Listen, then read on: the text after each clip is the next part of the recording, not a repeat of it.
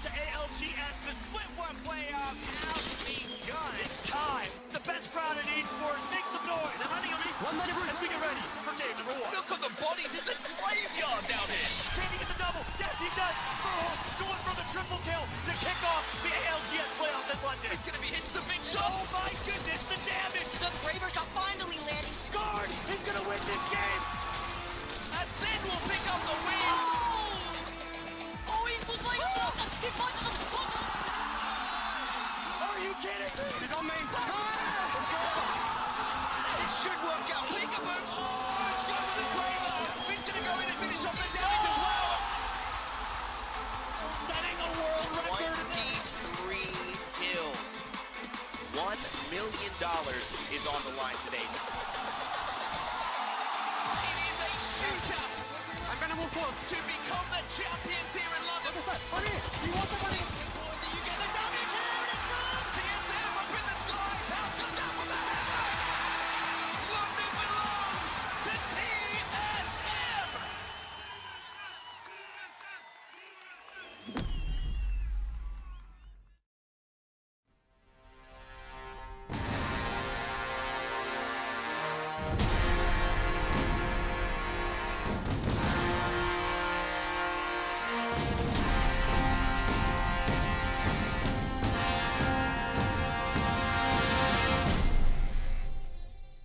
Hello and welcome everybody to ALGS Challenger Circuit number 3. I am Thousand Eyes alongside Mellowcrit, and we have 6 great games of action tonight to see who will be taking a spot in our Pro League qualifiers. Indeed, this is the penultimate opportunity for these North American Challengers teams to rack up these points, and I'm sure every single team is very hungry to take down that win and, of course, rack up those last few points that they might need to qualify for that Pro League qualifier. Let's go ahead and take a look at our schedule, actually, since we're coming up towards the end of our first Challenger Circuit, but a lot of Year 4 to go. You can see there, we're sitting on that red diamond Challenger Circuit number 1. This will be number 3, the third final, and we will have one more next week. So time is certainly running out for a lot of the teams here. We have a lot of repeat appearances, but still a lot of games to be played. Absolutely, and we'll take a look at our CC Finals overview here, as it is going to be 20 teams, 6 games, as is tradition. Teams will earn points through their eliminations and placement. First place will get a spot in the Pro League qualifier, while everybody else is going to be getting points to see if they can get themselves in as well. And we can actually go ahead and take a look at our point system that we all know and love. Nothing new here. We're looking at 12 points for first, descending through the lower placements, and 1 point for eliminations. Though there is a little bit of a change in dynamic now that we have, you know, these Evo crafters all throughout the map, and some of those zone teams maybe a little bit less happy to be receiving fewer of those throughout the game. So, even though this hasn't changed, maybe the focus on these points has. So that's just going to be something we're going to have to sort of check out as we proceed through the games. Yeah, you gotta move around the map to get those Evo points. Speaking of, why don't we take a look at the maps that we will have today. Game 1 going to be starting on World's Edge, 3 games of that before we go on to Storm Point for our final 3 games of the day. Yeah, we'll get started on the home base World's Edge, moving on to Storm Point, which is definitely exciting because Storm Point gets a little wild sometimes, and that's what we I'm like excited. to see here. I'm Some so good, excited. solid, but fun games to watch, hopefully. And speaking of the players we're going to watch, we can go ahead and take a look at our matchday group for today. These are the 20 teams that have made it through the gauntlet of Challenger Circuit number 3. They are here, the top 20 teams. A lot of names that are hopefully very familiar to y'all at this point, because we have, as we mentioned earlier, a lot of repeat appearances. Yeah. Still some new faces here and there, and some returning faces, some OGs. So the variety here is incredible. Yeah, absolutely. Obviously, CCE, Womp Womp, Tripods, teams that we have seen around casual gaming as well. I'm keeping my eye here on Brown specifically. They are a newcomer team, and they have impressed me in the scrims and other tournaments that I have had the opportunity to be involved in. But who are you looking at right now, Mello? I mean, there's a number of teams we definitely have to talk about. Stallions, right? We have Alberlelli back in the mix.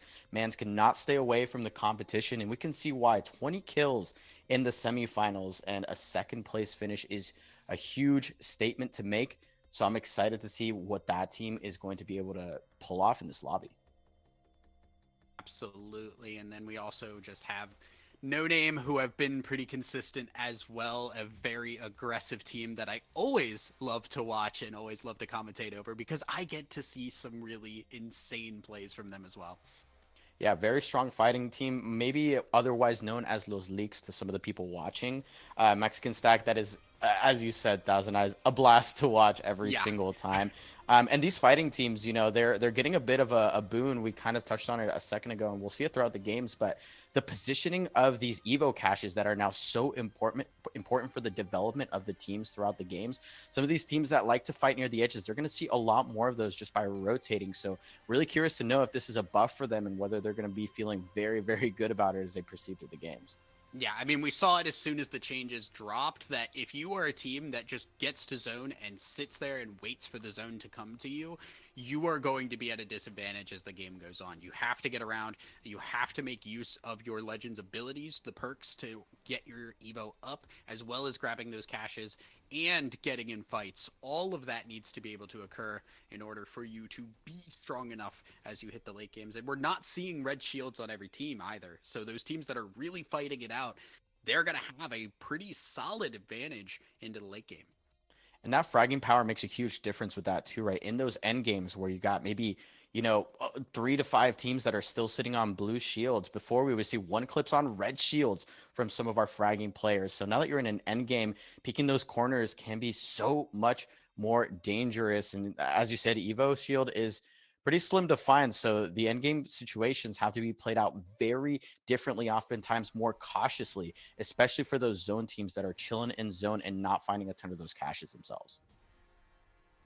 Absolutely, and it is interesting to see the consistency at which we have seen some teams. Because correct me if I'm wrong, the first CC was before those changes happened. Yes. So to see those teams adjust and continue to play at this high level, we like we said, we have a lot of returning teams. We have a lot of returning players, if not on teams that we know, and the fact that they are able to adjust, adapt as things change around is just a signal of what kind of players they are. Yeah, you're absolutely right. 10 out of the 20 teams that we see in this lobby have actually either had their core or at least one member show up to every single Challenger Circuit final thus far in Split 1, which is incredibly impressive. And perhaps even more so, 5 of these teams have made it to every final, which is kind of an absurd stat line if you really think about it, especially as you said, there's been changes. There's been massive meta shifts. We've seen characters fall and rise even across inter-season patches, which is wild. And so to see these teams still show up every single time to every single one of these challenger circuits and make it to these finals, consistency is key, and they have that key for sure. Absolutely, and I mean this is after the Bangalore nerfs that we just had recently Right. as well. So she has fallen off a little bit. Teams are still running her. She does have a little bit of strength later on, but definitely feeling that nerf in the early game. I think the big thing that I've noticed is because that the upgrade, you could get an upgrade to make the smoke last not as long but similarly long as it used to. But now you have to get to that upgrade first. So if you are fighting early and you are really relying on that early smoke to rotate, you're at a much stronger disadvantage than you used to be. And it's also been interesting seeing the conduit fall out of favor for a lot of squads, especially when it doesn't quite fit into the macro map that they now have to build to work around these caches and to work around the early game fights that they might be forced to take to get those upgrades. That's another character that is seemingly a lot more absent, and it's a little bit surprising, whereas maybe the priority on something like the Caustic has just flown up. I mean, even on Stormpoint, where Caustic used to be a no character, we're seeing it on so many squads just through the raw power of the character. So that sort of replacement, that sort of shift is a very hard one to adapt to, but so many of these teams doing a fantastic job. Yeah, it was really interesting to see how the meta had changed too. Like we're taking Bangalore and we're taking Caustic. So the obvious answer is to take Bloodhound because you can see through the smoke. Right. You can see through both of the smokes there. But as Bangalore leaves, maybe we see teams change things up. As I cannot speak my words apparently. But we look to see if teams maybe want to drop the Bloodhound for something else. If that is on their docket, it kind of is a little bit up to interpretation on what people think is strong still. Yeah, and I think it certainly helps to be able to adjust to these things when you have so many pro caliber players in this lobby. I mean, we highlighted Albreleli. We've seen some of these teams play on pro league level teams. I actually want to shout out Sang on Team Eternal there, number 9, kind of a sleeper pick. For those who aren't familiar, Sang has made it onto multiple pro league rosters, has shown up to champs, was playing as Kanaka's pets in 2021 champs for Pro League, and you might have seen them in Unlucky and OXG. So, or sorry, not that's a wrong player. That is another pro caliber player that I'm getting mixed up. But regardless, PL team with Smiley and LTC, excuse me, the pro caliber players are all over the place in this lobby, and so you bring that Pro League experience along with all of these changes, and you might have a perfect melting pot for some very exciting compositions and some very exciting games. Absolutely, as we are still loading into our first game here. We have not hit the ground just yet, so don't worry, guys. We are seeing if teams can really. I'm curious to see how many teams have actually adjusted as well, as the meta has shifted. Right, like some teams really just have said, you know what, we're going to run the same thing. We're going to see if that works out as well. Yeah, there's no doubt that sometimes the comfort picks will also come through, especially for the teams that are very comfortable with each other. Again, some of these teams have been playing for multiple challenger circuits in a row, and even going back as far as the preseason qualifiers, right? So those comfort picks, sometimes when the meta is a little bit too belligerent and there's too much to change, I think some of those teams that have been together longer and just have that chemistry, they're able to work through those massive meta shifts a little bit more effectively. And I think that's why they keep showing up in these lobbies, even if they don't quite make it to the finals. We're seeing that the consistency is there, right? They're still finding their footing, and sometimes that's all that it really is about. Min-maxing around these compositions, around these meta changes, can be fantastic if your team can really execute on those changes. Absolutely. I'm honestly curious. Do you have a dark horse here for today's games? That's a fantastic question. I'm gonna throw one out. It's actually gonna be Purple Slushy. They haven't been into a Challenger Circuit final quite yet this season, but they did end up making a final during the preseason qualifiers. So that's a name that some people might recognize, which does excite me a little bit.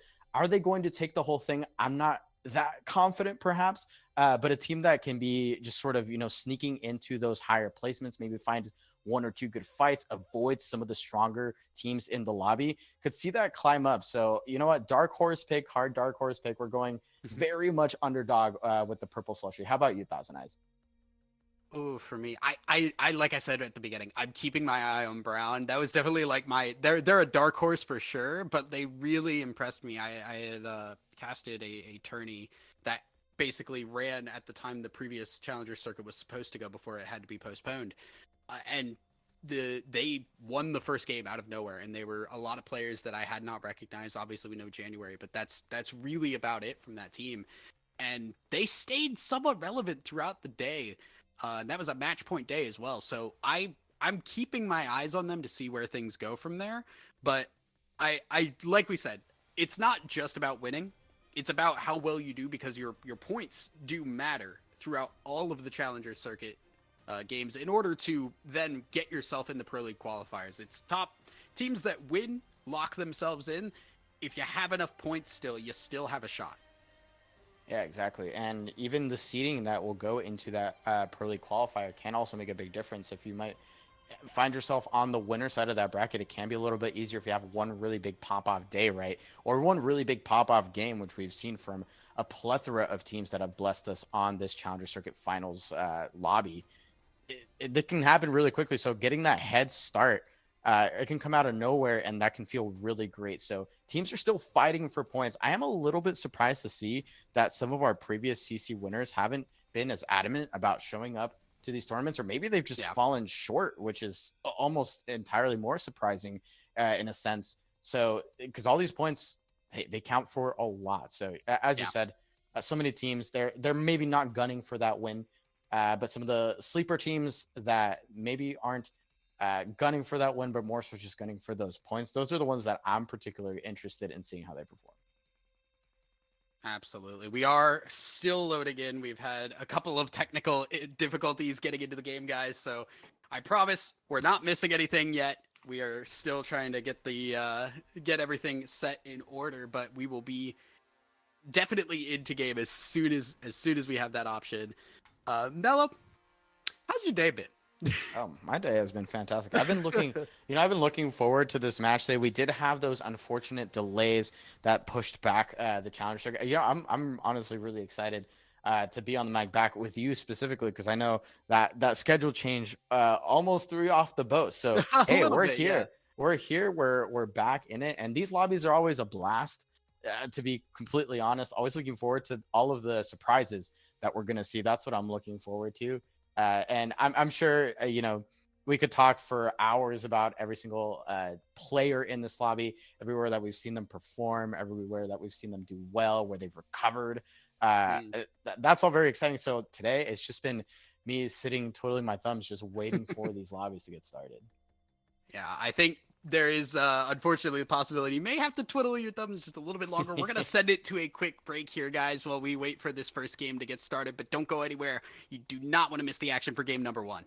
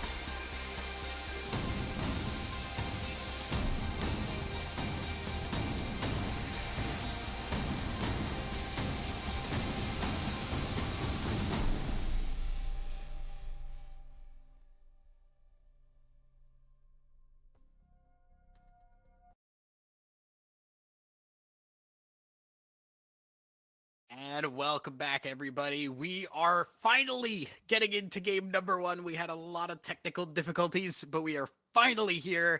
Again, I am Thousand Eyes. I'm here with Mello. Mello, are you still with me? I am stoked to be in the lobby, that's for sure.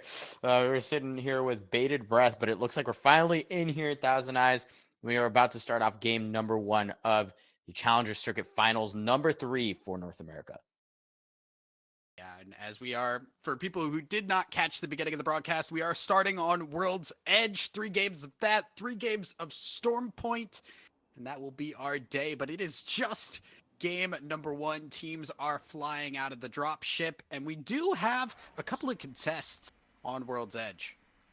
We do have a couple early fights to look forward to. We're going to wait and see if they opt to commit to those or maybe split the difference. I'm sure in scrims they've tried to hash it out, but perhaps not as we take a look at the map. Right down the middle of the lane here, right down the middle of beautiful World's Edge. I'll wait to see if any of these teams decide to kick things off with perhaps a big smash. As you see over at Tree hanging around, might be joining that party. Yeah, we had Tree Thermal, and we were expecting a monument contest, but Funny Men have actually jumped up into Epicenter. What should have been Leets is going to now be split, but we do have a fight breaking out already. We have Doom, we have ICBM, and right now, Doom feeling a little bit of hurt here. Awakening is going to go down. It's down to 2 now. RE45 in hand for Zed. We'll see if they can actually make this one work. Looking at a 2 versus 2 right now. Looking pretty healthy for the side of Doom. Nice response there. And the Mozambique to work with as well. This is a solid kit to be fighting with. Definitely, in the Spitfire will be enough from Bosky. Doom end up coming out on top. They will be the team that gets their first elimination points on the day, and Thermal will be theirs. Really exciting start for this team. Vosky was actually previously with Team Redeem, so for them to find themselves with a solid roster for their first finals appearance and the first fight won, that's got to feel so great to start things off. Exactly. It's always about that first start there and getting a win on your contest, on the first contest of the day, especially after you've been sitting for a little bit, has to feel very good. Meanwhile, Tree seems like it has just been split a little bit here. Right now, hanging around it. Does not seem like they actually have anybody near. Big Smashers have already left. Yeah, it looks like they either rotated out earlier or perhaps actually opted to drop short on Harvester. Not exactly sure since we did miss that briefly, but hanging around, taking control of Tree. And this might not have been the best ring to have that opportunity because you can see it is pulling over towards the north. And that is a lot of fast movement from plenty of teams that know that the priority on some of those north end rings can be so important with how much open space there is in those end games. Definitely. Teams already starting to make their way up north. Looks like we are getting close to somewhat of a survey or epicenter ending. Big Smashers, though, right now in Harvester, right by the Buds. PYB are making their way out of it, and Big Smashers, they're going to try to grab what they can. Obviously, kind of running on whatever loot they have picked up. Meanwhile, Monument has its own issues here as teams are trying to rotate through it. Rotate through, avoid those early gunfights, or maybe actually fishing for them, because right now it might be one of the few opportunities for these teams to get those isolated fights. CCE on your screens right now, rocking a purple shield already. Yeah, so that's definitely really happy with that start right now. Really solid, and actually rocking the Loba, which is a really interesting pick. We talk about a lot of the meta characters that we were expecting to shift in and out of the conversation, but Rampart and Loba, I don't think that was on my bingo card. I've seen a little bit of Rampart when I was watching some of the scrims between some of these teams. They were favoring that Rampart more because we go in and we say, "Oh yeah, Trepstacks is gonna play it, right?" Like that's his character, right? Oh, yeah. Other players have started going, "Man, that Trepstacks guy's kind of firing on the Rampart there. Maybe that's a good pick." And it feels like teams are starting to see the value in it. Right now, though, you can see Messiah running out from some fire here. A lot of action already breaking out into the monument section of this map. And perhaps you can see why. You can see where that ring is going to be pulling up just a little bit there, that ring 2 in the top left.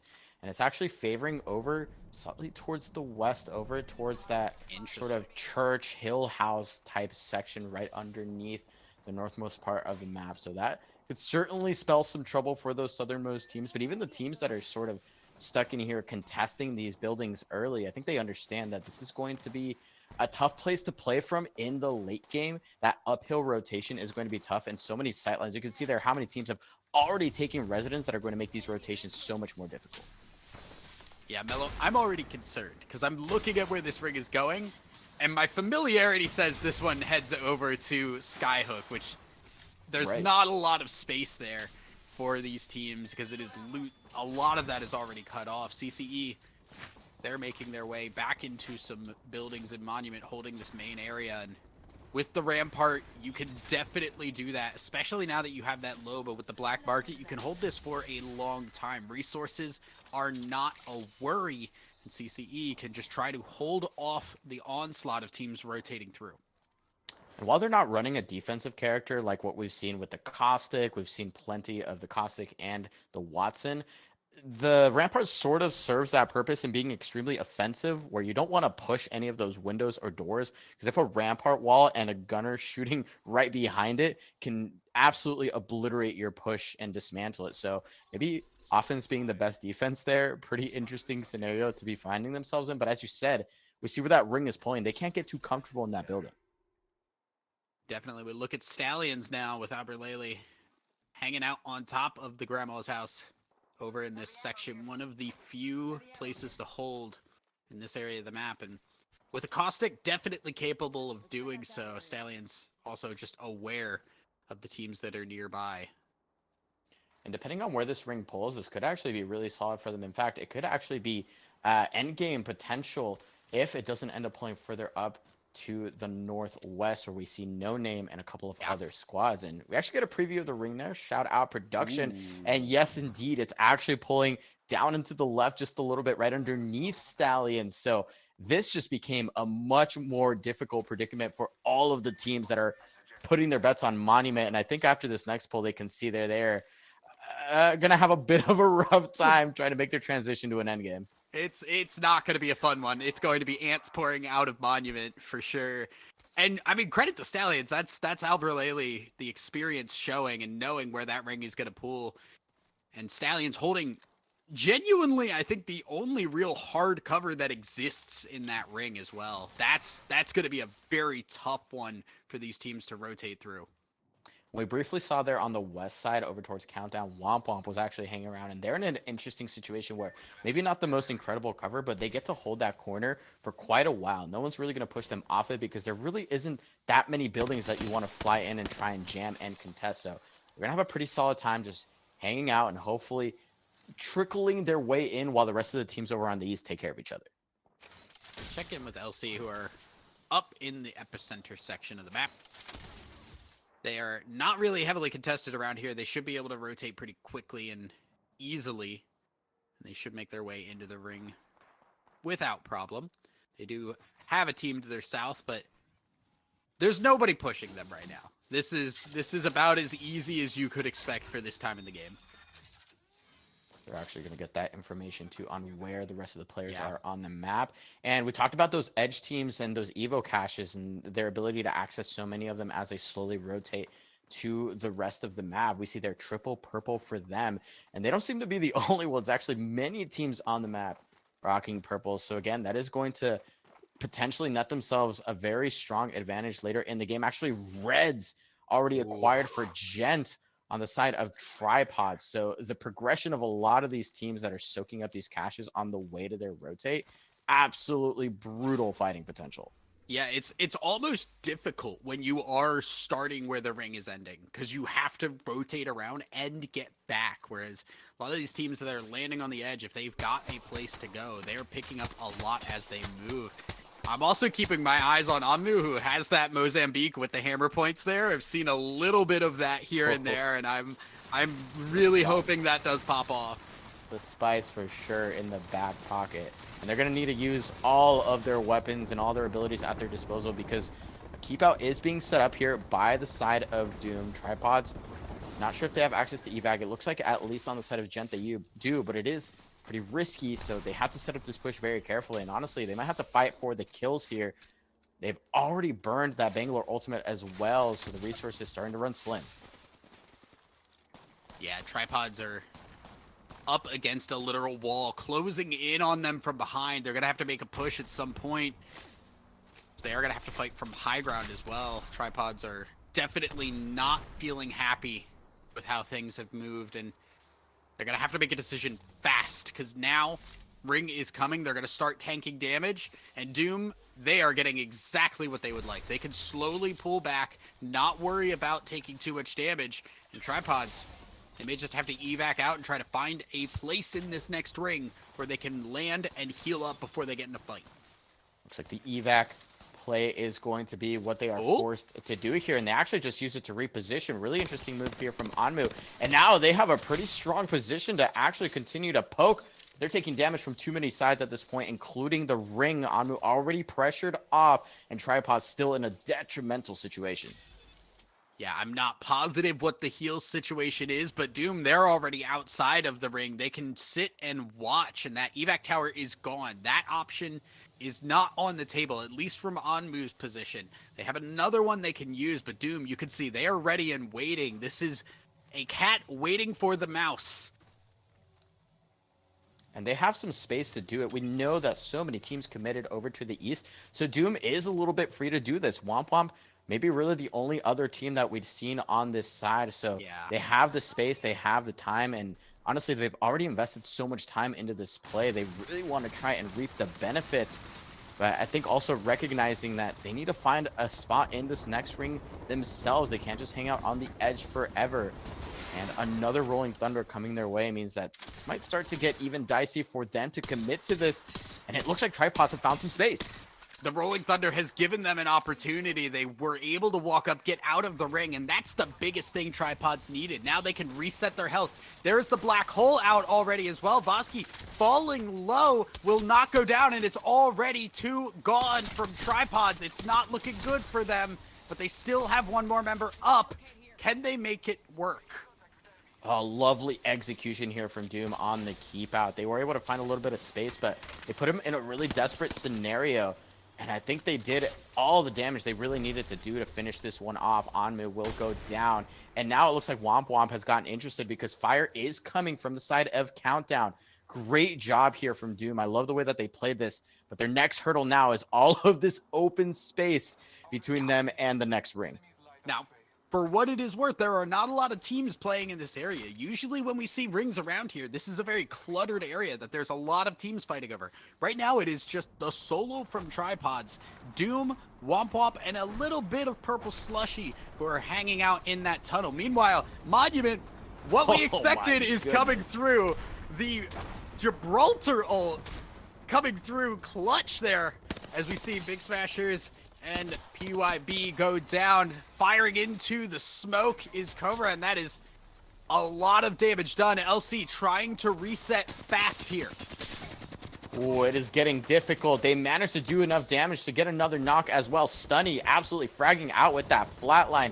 They need to find even more space now, however, as all of the squads that have somehow squeezed their way in are still putting on the pressure. Yeah, there's so many teams in this Monument section. What is the Rampart Walls? We have created a train of Rampart Walls here, and Stunny making the most of it. We see Casual Gaming go down now as well, as Stunny and crew have found their position.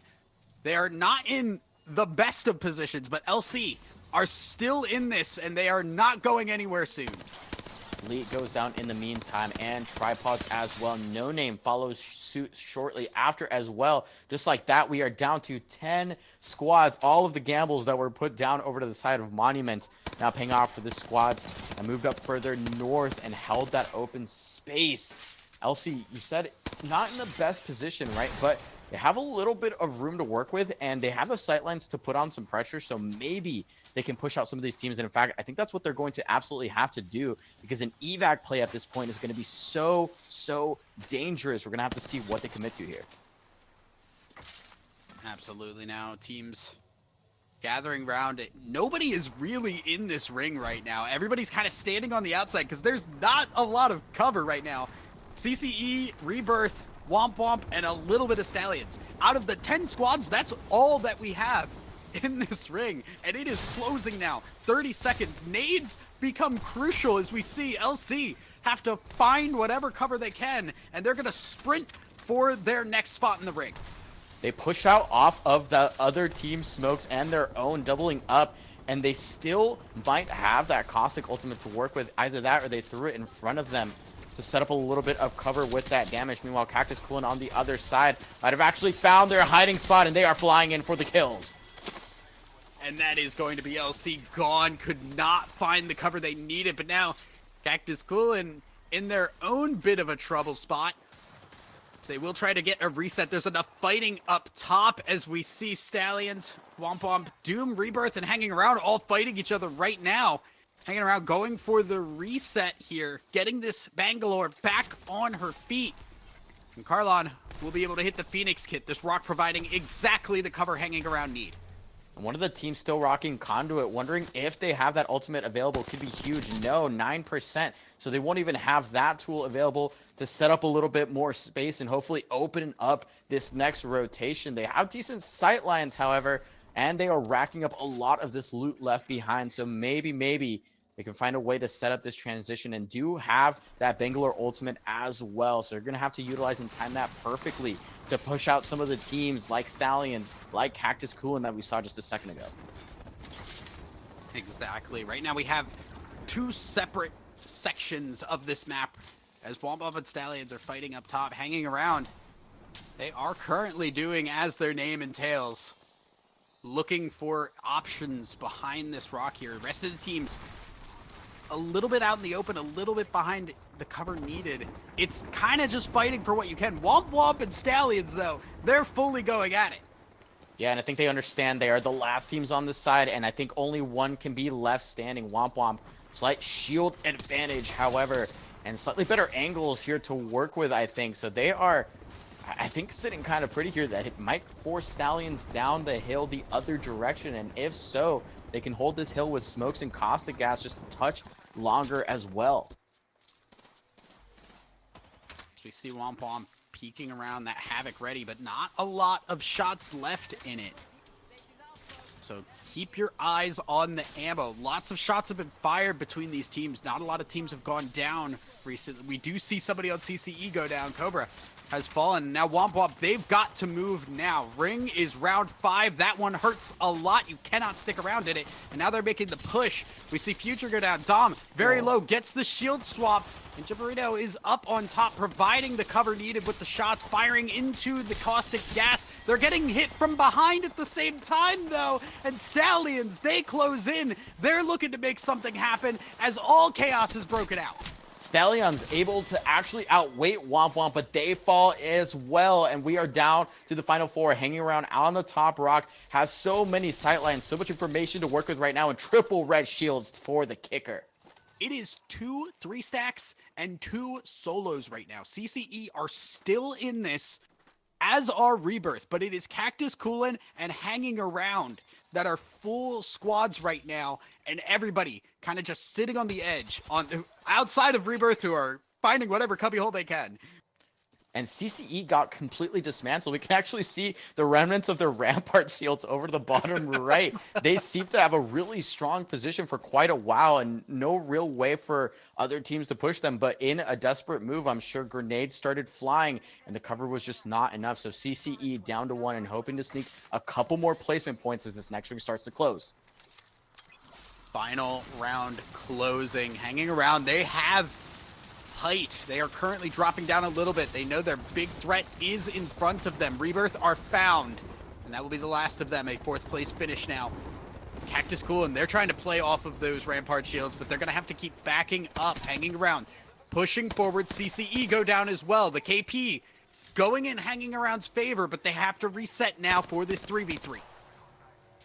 Slow and steady, I think it's going to win the race for them. They have such an advantageous position. So much to work with at their disposal. Hemlock. Look at that damage coming out from RJ with the Hemlock as well. It is their game to lose, Thousand Eyes. Yeah, they've gotten enough damage down. The poke has been enough. They're going to full send it, and it's just that easy, hanging around. Take game number 1.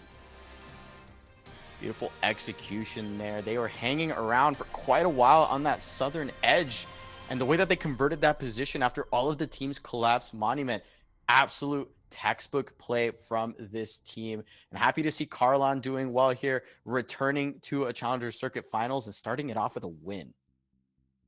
Yeah, and hanging around, not a team that we had seen like do crazy well. Not one of the teams we were kind of expecting as one of the top teams, but having a great start. And Cactus Coolant as well. Just two teams that were a little bit on the outskirts, at least in terms of our radar, now right into the top spots after game number 1.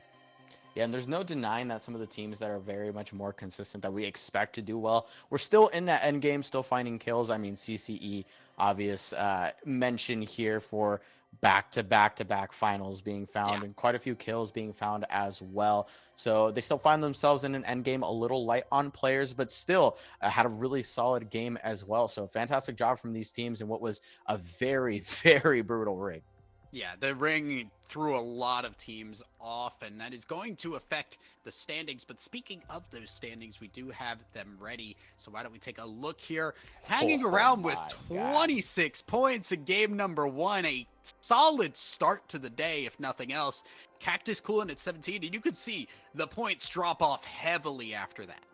Yeah, they took the largest chunk of that pie by a massive margin, and that is no joke. Starting a game off, or rather a series off like that, can be a massive confidence booster, as well as just providing some comfortability, right? The game plan worked. What you did exactly as you needed. Let's just keep doing that. Cactus Coolant, sleeper pick, glad to see them in 17th, and Rebirth, excuse me, closing out the top 3 with 9 points. Not even double digits for the third place squad is a crazy deficit in that top 3. Absolutely, but we have a lot more games to play on the day. That is just game number 1. We have 5 more of that to go through here. So do not go anywhere, guys. We'll be right back after this break.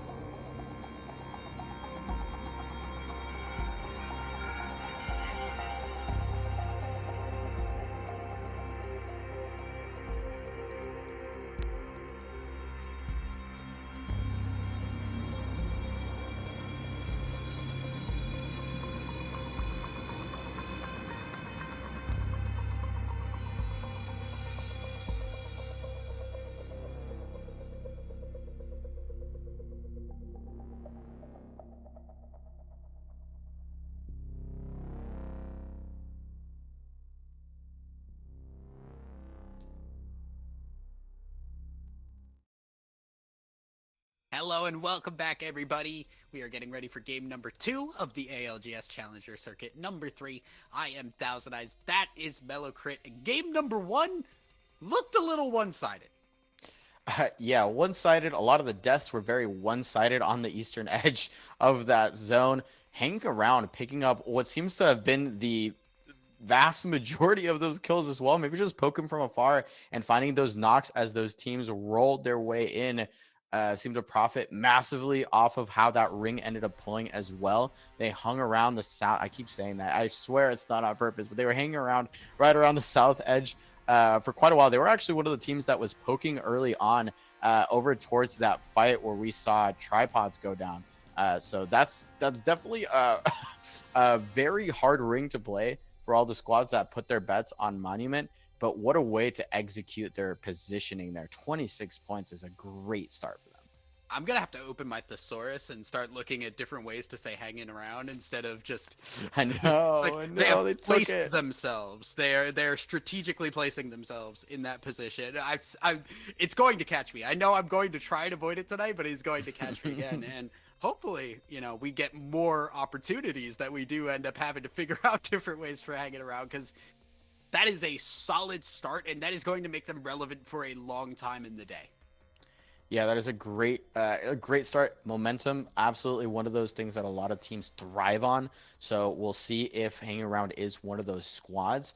And a lot of the teams that had a very rough game there, I mean, once you kind of committed to that Monument play, it not quite a 50-50, right? There was a lot of skill involved in trying to fight your way out, but man, did it get so difficult. As soon as that ring pull started, I think it was just fall after fall after fall. Hard one to adapt, but I think everyone is also starting to feel out the lobby, right? So it can partly be the ring, it can partly be the first map shakes. So I'm hoping that some of these teams wake up a little bit and start to realize, hey, this is starting to become a pretty serious deficit. If I'm going for this win, this next game has to be big for my team as well. Absolutely. We're looking at our character select for game number 2. Doesn't seem like we're getting a whole lot of change-ups. I did see a Newcastle. I did catch that one in my eyes. So I'm going to keep a lookout for that one, because I've been really high on Newcastle lately, and I would love to see that one in action. Yeah, Newcastle's certainly a character that's in the game. I feel like you're not excited about it like I am, Mello. I feel like we're not on the same level here. We'll see. Okay, listen. I've been proven wrong many times on the Newcastle pick. It is not my favorite by a long stretch, but sometimes it is what the game plan calls for. It is what the team needs in their time of need, in their time of having to make up a big deficit here from first place. But of course, we keep hampering on it, but it is the first game. We've got 5 more games to play, plenty of things to change on out. So maybe that's the adjustment, right, that they have to make to pick up a big game in game 2. Absolutely. And now as we see teams dropping in, we're getting our thermal station contest. We are also seeing the tree contest again. So more of the same. ICBM, they did not make the win happen last time. This time looking for a better start, and it's not looking like it's going to happen again. That is a rough go to already be losing a member, and that nade has done serious damage to the next defender stuck in the building, and Doom is just really biding their time here. I think they've already done sort of the damage that they needed to just about guarantee this fight, but they have to play this intelligently. 3 stacked on the door. They're looking to fly in 99 pump on the PK as well. Oh, it's looking disgustingly good for Doom. They fly in, they trade a little bit of damage, but Doom look to be on top in this contest. Oh, yeah, a little bit of disrespect there. Got to do it. But Doom in the back-to-back over here towards Tree, however, we saw a friendly split of this POI. It seems to not be the case in game 2. Yeah, all bets are off now. It is the full contest between Hanging Around and Big Smashers, and I think Big Smashers knowing Hanging Around did really well last time. If we can take them out, that's a big boon for us, but Big Smashers not exactly finding the options yet. Running a very interesting composition. It is not often that you see the Watson alongside the Conduit. Yeah, and I'd like to call this not the strongest fighting composition. I mean, you do have the Conduit paired with the Bangalore, which can be very strong, but that util's still not up for most of these characters. So realistically, something like a scan here gets you so much value. And Yeah. RJ running a conduit of their own means that they are trading back that same shield advantage as well. All 6 players on whites, but look at the positioning here from hanging around. Yeah, we did see Rebirth go down in the kill feed. That was to Leet, who had changed their drop from Survey Camp Epicenter to Lava Siphon to contest Rebirth. So Rebirth are gone. Our 3rd place team is already out now as we see a crack happen. Silo is also really struggling right now. Triple take damage, looking good, but hanging around are not finding the opportunity they need to go forward. And I mean, truly, they might not have to, right? I think they want to just get the opportunity to loot properly and figure out their game plan. We've seen this first ring pull as well. So this is where the game plan might supersede their need to pick up these 3 KP. And eventually this team is going to be forced out of there anyway. So looks like they split the difference for now, but at least hanging around got to farm those Evo shields up a little bit in that engagement, as we do see that map pull, or that ring pull, excuse me, over hard towards the top right. So we're still on the north side, but clear in the other direction over near Epi and Outlook. I think most importantly, a very clear ring pull this time around here, where we Yes. had the scramble in Monument. We are not going to have the same thing. You can already see the teams getting into that area, Brown being one of them, and damage has already been done. They're taking players down and fully finishing them. As Brown popping the Bloodhound ult now, looking for more fights. Brown, this was your sleeper pick, right? And they've actually already done work to take down Casellos, another pro caliber player that is genuinely terrifying to be up against in a lobby like this. Stallions trying to get involved a little bit as well, but they're going to back on out because, as you said, so many squads already understanding the assignment, already knowing where this is going to actually be potentially pulling for their end game. And so they're going to bunker up. They have Alb on that Cossack as well. So the defensive potential of this team, very, very solid. I think they're just happy cutting their losses here on the kills in favor of a solid endgame position.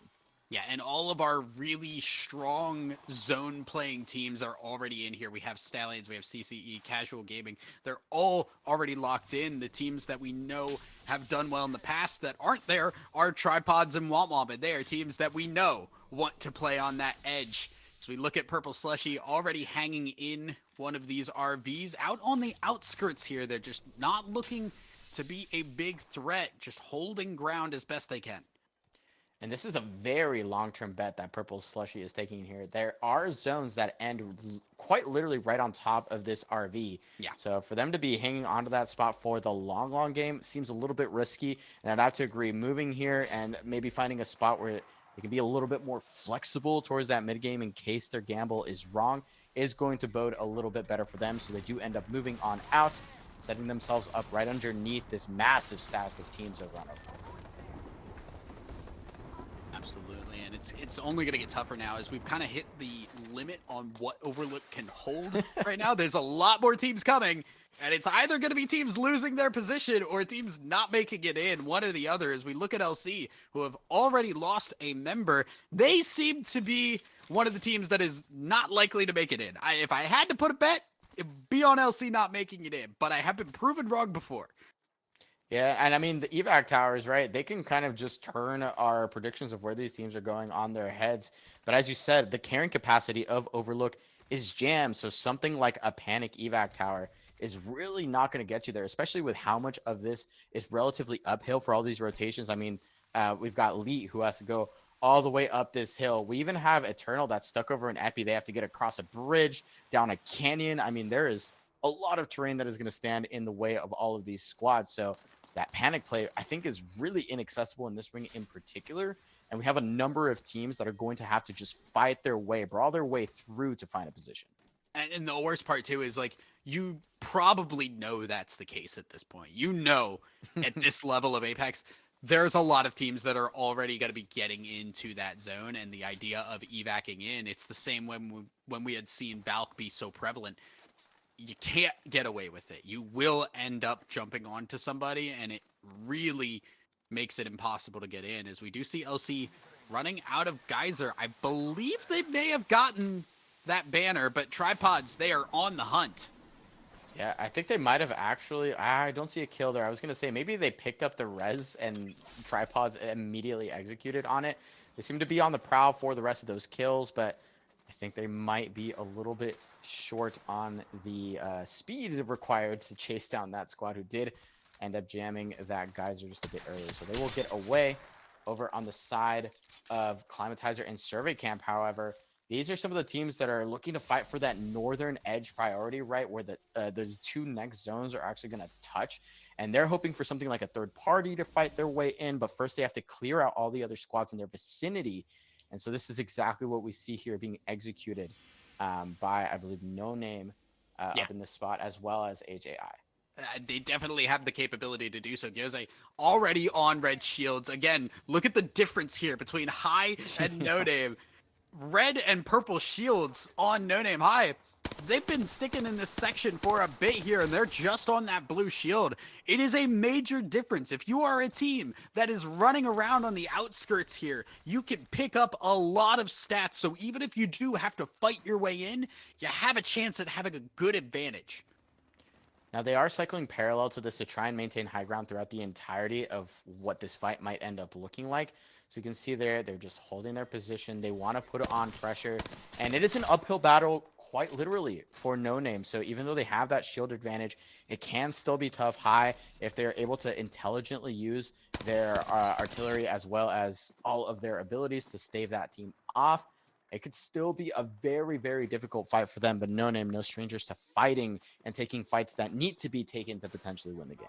I will say, if I'm High and I shoot that and I see the red shield, I'm a little panicked. Oh yeah, oh yeah. If I'm on blue shields and I see that red shield shot, I'm like, you know what? They could go. They could have that spot. That's totally fine. We're gonna look at Hanging Around, who have not one but two red shields already, and are making their way through Geyser to get up into the north. They have Doom Leet around in front of them and Big Smashers coming in behind, so they are gonna have to make a call here eventually. It seems High has mostly won this war over towards the north, and now we see Eternal. That is the next team to try and execute this keep out onto No Name. And again, this is the terrain situation that we keep talking about. Even far from the end zone in Overlook, there's still so many terrain challenges for teams that are sort of stuck in the weaker positions and are now trying to fight their way out of them. Womp Womp trying to fight their way into 3KP at the time.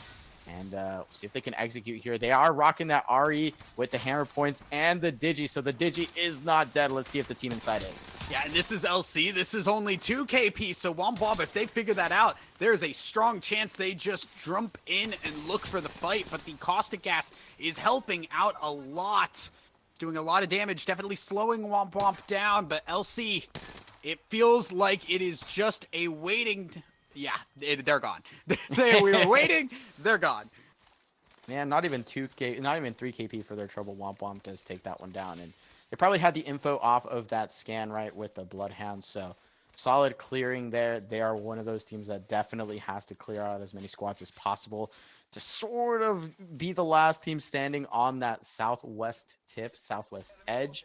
Is a good way to start, but as you mentioned earlier, we still got Hanging Around, Doom, Big Smashers, all within the vicinity, and they're all sort of eyeing up that same general area. So the brawls that are going to break out are really going to determine what teams end up making it to this next ring and which teams are going to fall short of a top 10 finish. Absolutely. Lots of teams in this fragment section here on the south side. They all have to make their way up north. Big Smashers. This is one of those teams. They are furthest down in that southwestern section here. You can see the damage already landing, sending a team on the run. And Big Smashers, despite being one of those teams that was on the edge, they are still running that white shield themselves. But a good start to the fight. It's going to help them out. Bangalore Old is also going to be used. They have the conduit as well. There's definitely fighting capability for this team, shield advantage or not. And the time has run out here at Thousand Eyes. Round 3 is about to start to close.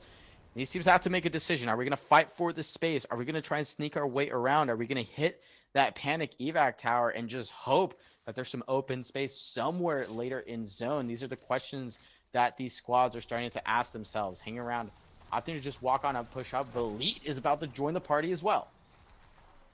Yeah, and everything breaking out here in Epicenter. Teams that have not made it in to the ring yet, not have made it into Overlook specifically. The timer is ticking because they will have to move soon. And this high ground is great to play from, but it is not where this ring will end. We're going to look at Womp again, who are jumping into another Bangalore all in the ring at their side here. Nade hitting hard as Purple Slushy go down in the kill feed. Womp having to disengage, and it is round 3. So this ring is going to hurt. You can see the damage already done. And Womp just looking to see if they can still use this height. Womp executes this rotation fantastically. They now have a great power position to continue to punish teams. Meanwhile, over towards where we saw No Name being gate kept, they actually managed to take down their gatekeepers in Eternal and are now looking to get involved in this cluster of fighting we have over towards the southwest. Absolutely hanging around, are doing what they do best and sitting down here. They have found a Watson pylon as well, which is great.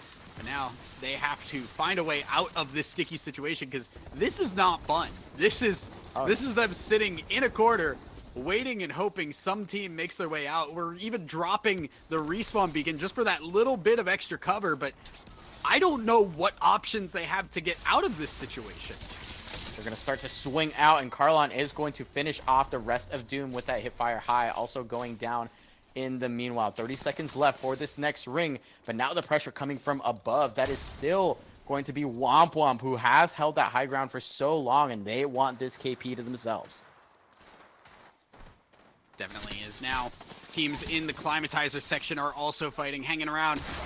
They're struggling. No Name is going for their fight up on this Climatizer area. They've already knocked one. Another goes down, and that will be Funnyman eliminated thanks to No Name, who now can claim this building for themselves. And they've got a good bit here to loot up before they have to move to their east, where this ring is pulling up into these rocks.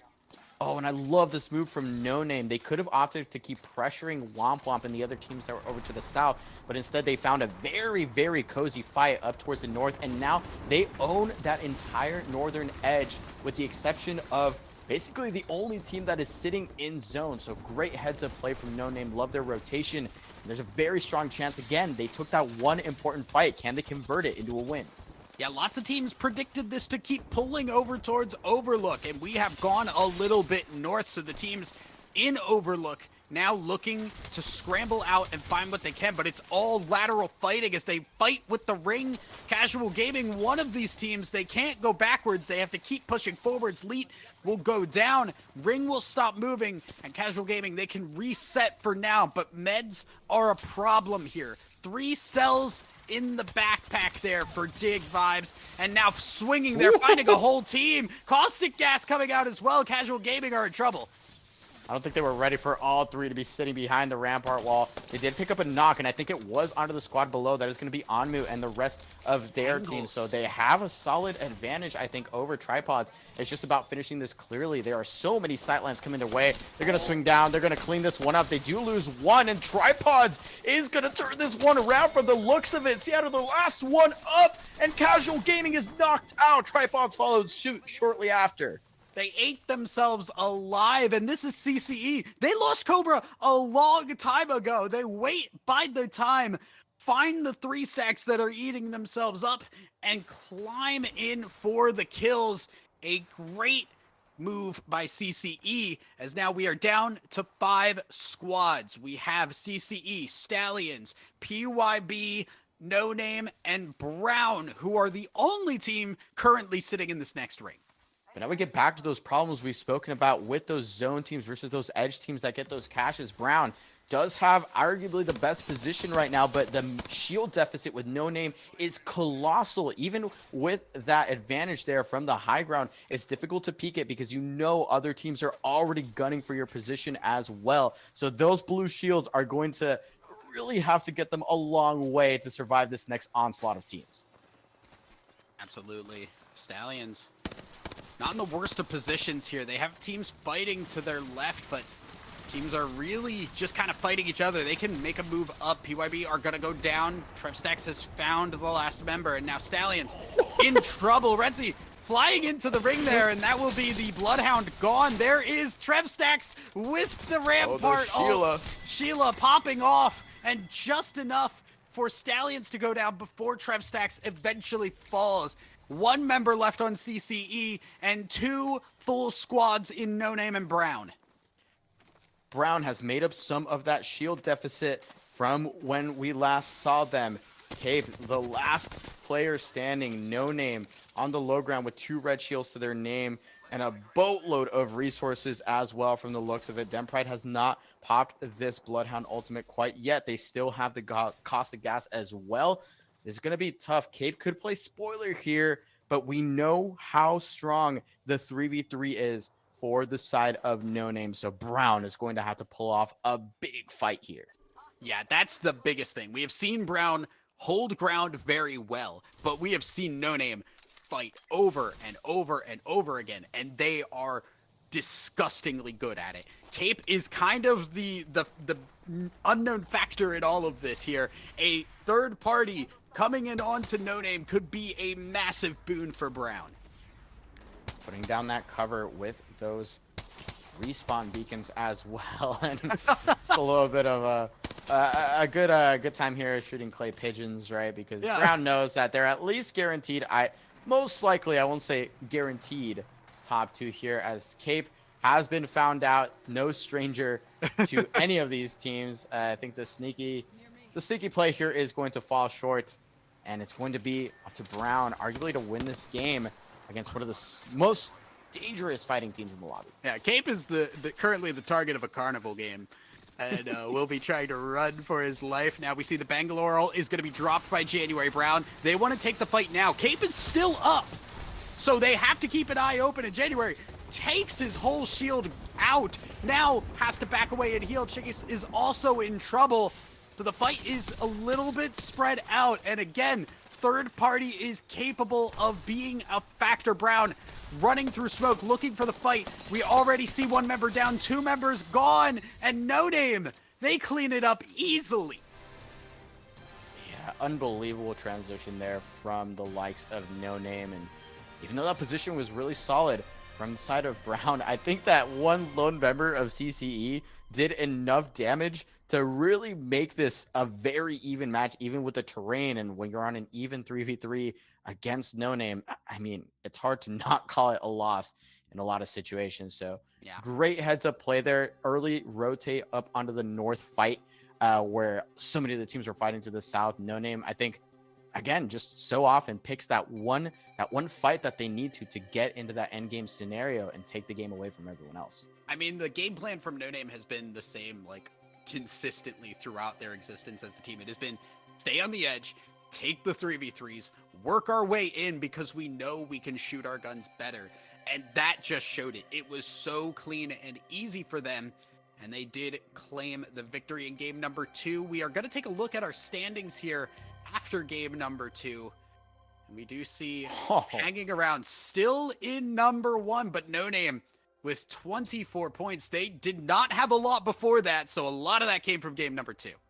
These are overall standings here, so No Name does make up a little bit, and CCE on the board very solidly with 20 points as well, so they're pretty happy. And Cactus Coolin did continue to rack up points on their own, so it seems from one game to the next, at the very least, that 2 through 7 range has gotten a little bit closer, but hanging around still had a decent game there, so they're going to continue to extend that lead just a little bit, or rather extend the top end of this leaderboard. Not quite the lead, as No Name is now hot on their heels. Definitely, but that is only game number 2. We got one more game on World's Edge, and then we're going to be moving on to Storm Point for our final 3, guys. We have a lot more games to show you. They're going to be coming right after this break, so don't go anywhere.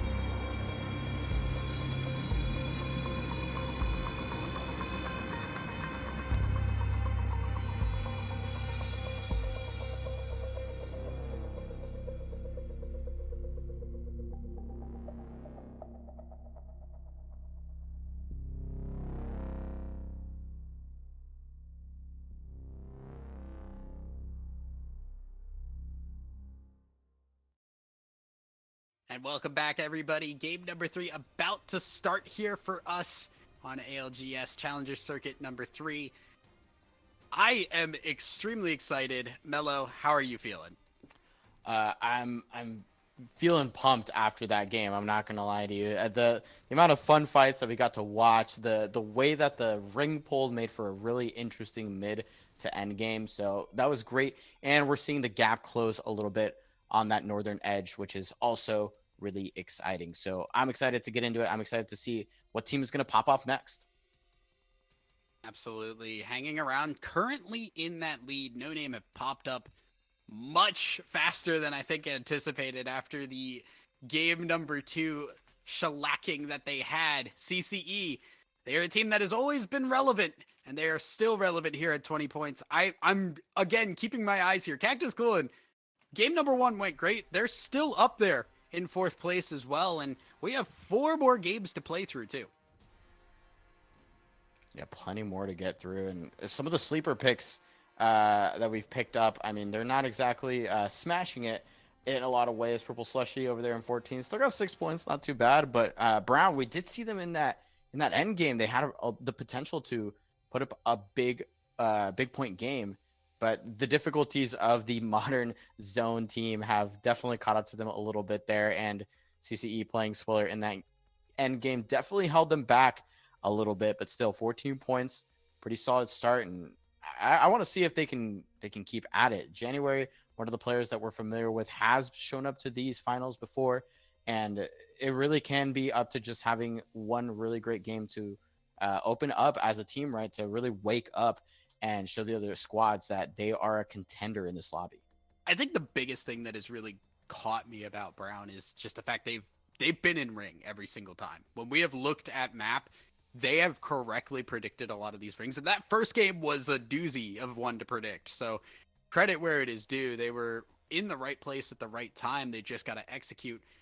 Meanwhile, we look at Tripods down in 10th with 9 points. Definitely lots of games to go, but this is a team that we want to see really sit at the top of the standings and kind of what we expect from them. Yeah, they're definitely a team that is a team to watch just every time they're in that lobby. After having swapped up their roster, which was a very massive roster change, mind you. They've made back-to-back finals, but they have to also find some results, right? It's not just about getting here. It's about knocking down some of these teams that are a little bit less experienced, maybe have some less available fragging power, and have some big games. That's really what we're looking out for. So Tripods, we're definitely watching out for them. That was a rough ring for them to transition into in game number 1, and I'd argue that game number 2 was no different. So, hey, maybe the south side of the map can get some love in game number 3. Possibly. I mean, look, we played 3 games of World's Edge, right? Like statistically, it kind of has to be 2-1 on that, unless we get it directly in the middle. But definitely has been a little bit north side favored, and it has forced these southern teams to move fast, especially because that is where our contests are. We have contests at Tree, we have contests at Thermal. Both those teams, they have to fight and fight quick in order to make their way up north if the ring pulls up there again. If it goes south, well, they've got a little bit more time to dilly-dally and pick up what they can. As we drop in here, we did end up seeing a brand new contest that we didn't quite see in game number 1. That's going to be over by Tree. And we have the final matchup over by Thermal Station. And that has been certainly a very significant factor on ICBM's less than stellar performance on World's Edge so far. So the first step here is to win that 3v3 and hopefully find some more points and have a solid start before we swap over to Stormpoint. Exactly. ICBM has struggled on the day, and we see Bangalore not getting the shots on the 30-30. There's no ammo in that, so there is nothing to be done. And ICBM, it looks like it's happening again. Doom are just too good on the contests, and this one's the fastest one yet. Doom, 3-0 on World's Edge contests. Absolute speed run on that last fight. I mean, we barely caught most of that action as the PK just dismantled that squad there. 2 kills. and a healthy amount of disrespect that we Victory love squat. to It's see. victory squats every time. You got to get your exercise in. Yeah, exactly. Got to stay warm for these Yeah, for these more games. fights are coming. You need to be ready. Yeah, that's exactly right. Speaking of other fights, we got hanging around over here. That is starting off their contest. Once again, we do have an actual 3v3 to work with this time. Don't have as advantageous of a position quite yet. You can see them playing slowly here because Big Smashers has taken up space, quite a lot of it in the middle of tree. And this could prove to be a more difficult push for Big Mashers to choose to stalemate. So looks like they're pushing this advantage as much as they can. And I'd have to agree with it. I think you can't really give this up for a third time, especially with where that ring is pulling next. It's a lot closer to home. It is potentially a southern zone. So I think if there was any game for Big Smashers to smash this 3v3, it is this one.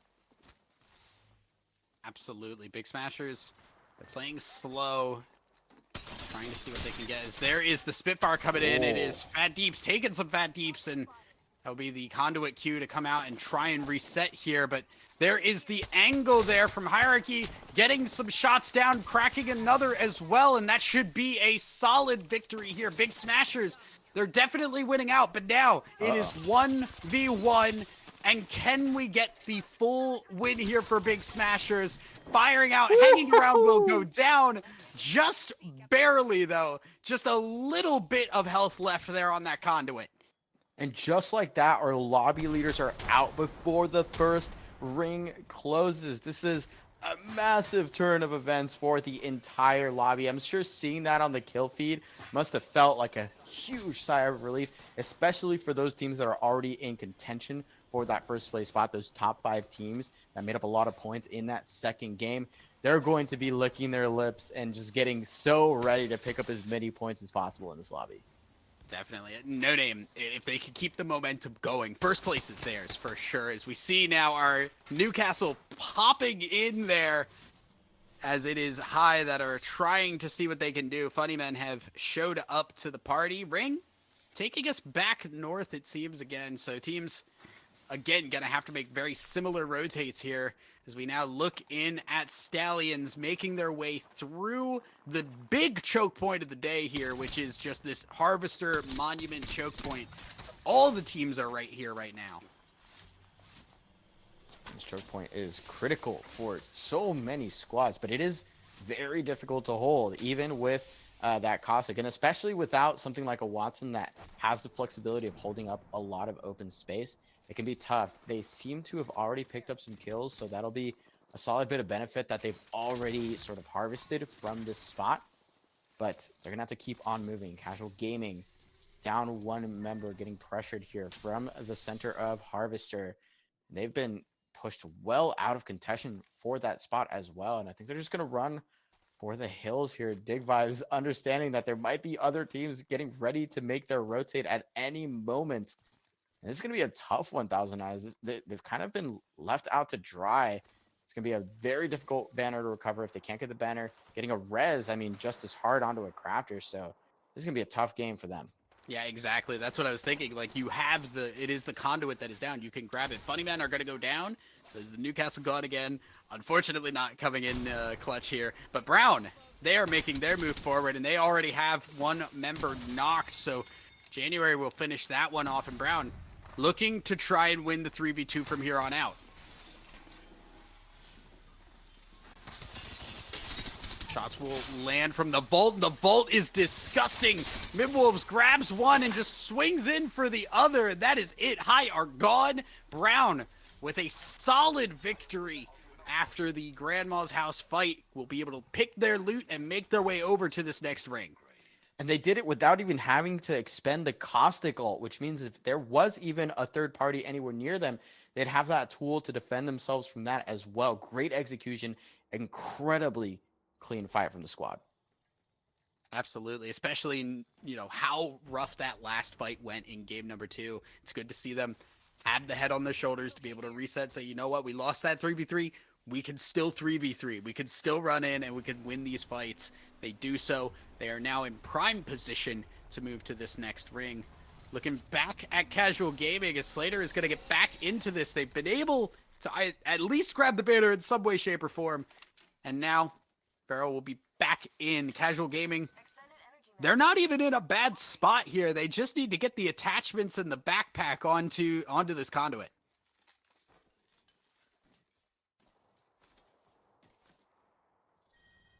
Right now, teams in countdown setting up as well. No Name and Womp Womp currently looking like they want to push each other back a little bit, but no fight has to be taken. We're seeing already 14 squads, which is a little bit lower than we usually see at this point in the game. Tripods taking their normal late rotate here. LC currently getting headed off by Rebirth here as well. So lots of action to be had if the teams want to pull the trigger on it. Man, I really thought we were coming down to the south side. We saw the edge there up near tree, but no, we're just right back to basically a shift from our game number 1. So this one might be just as tough. There's, I think, a little bit more space to play, arguably, but still, these choke points are going to be prime real estate for these squads.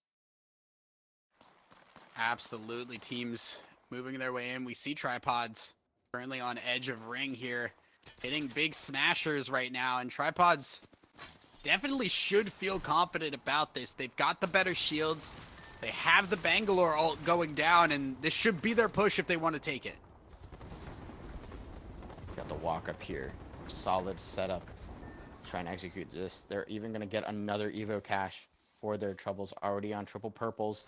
And they're actually going to swing very well wide of this, which can be a pretty solid play. I think in this ring in particular, it is going to be pretty difficult because, again, the terrain disadvantage that they're going to run into with where we see casual gaming and Doom over to the east side of Fisher is going to make it quite a challenge. They do have a balloon, however, and I think that might be what they're eyeing up, so that could help with this rotation. I think that's exactly what they're going for. Looks to be lots of teams kind of currently... This is the thing about this ring that interests me is everything from the north, south, and east is a choke point. You come in from the western side, it's a little bit more open, but there is a tunnel on the south side, 2 tunnels on the eastern side, and a tunnel on the north side. That is all you have, and you have to fight your way in, and you can see teams kind of stuck on the outside right now are feeling that pain. And this is going to be where the teams that have those Watsons are going to be at a pretty solid advantage, right? Because those are sort of the teams that are able to hold open space, are able to defend themselves from those grenades. They're able to keep up their econ with that generator. So if they can find that spot, the timing is critical, of course, but if they can find that spot, they're going to be one of the ones that are most well positioned to defend from things like caustic gas, from things like that rolling thunder, a lot of those tools that the aggressive teams are going to be running to try and force their way into zone. Absolutely. LC now looking for their opportunity to get in. They have Eternal in front of them. And we see Tripods making their rotate now. They're taking the balloon. And now the problem is Deeds is down. Tripods, things have fallen apart fast. And Omnu losing shields as well. Tripods, I don't think there is a way they're getting Deeds back in this game. And that took their game from being relatively solid to disaster in seconds. And now they're going to have to find a way to get themselves back in the game as a team, because this is definitely not friendly territory. Doom smells blood in the water. They are walking up. Vosky and co want these kills, and I think they saw that down, which means that they know there is a 2-stack here in front of them. And the positioning here would be wonderful if they're able to control their western side. But at the very least, they've done the damage to stave off any other teams that are in this direction. Womp Womp being one of those teams, and I guess I was wrong. I guess they want this still. They really want this spot. They really want these kills. Let's see if they can take them. Absolutely. Now as we see teams fighting, this is Big Smashers and Eternal, that team that we saw fighting on the southern side. Eternal just holding ground right now, looking to back up, but Big Smashers, they are looting up what they can from what is left of LC for this impending fight now. Eternal may just look to back up. They do have to get through this tunnel, and if they find a team on the other end, it could be disastrous. And big smashes, credit to them. This is one of the teams that I think might have most of the lesser known players of some of the teams in this lobby. We've seen hierarchy in previous challenger circuits, but for them to be taking down some very strong teams and being pretty well poised to fight their way into this next zone, I'm very impressed. And they're still in a very dire situation. They have a long way to go, but 3 KP, not too bad to start off game number 3.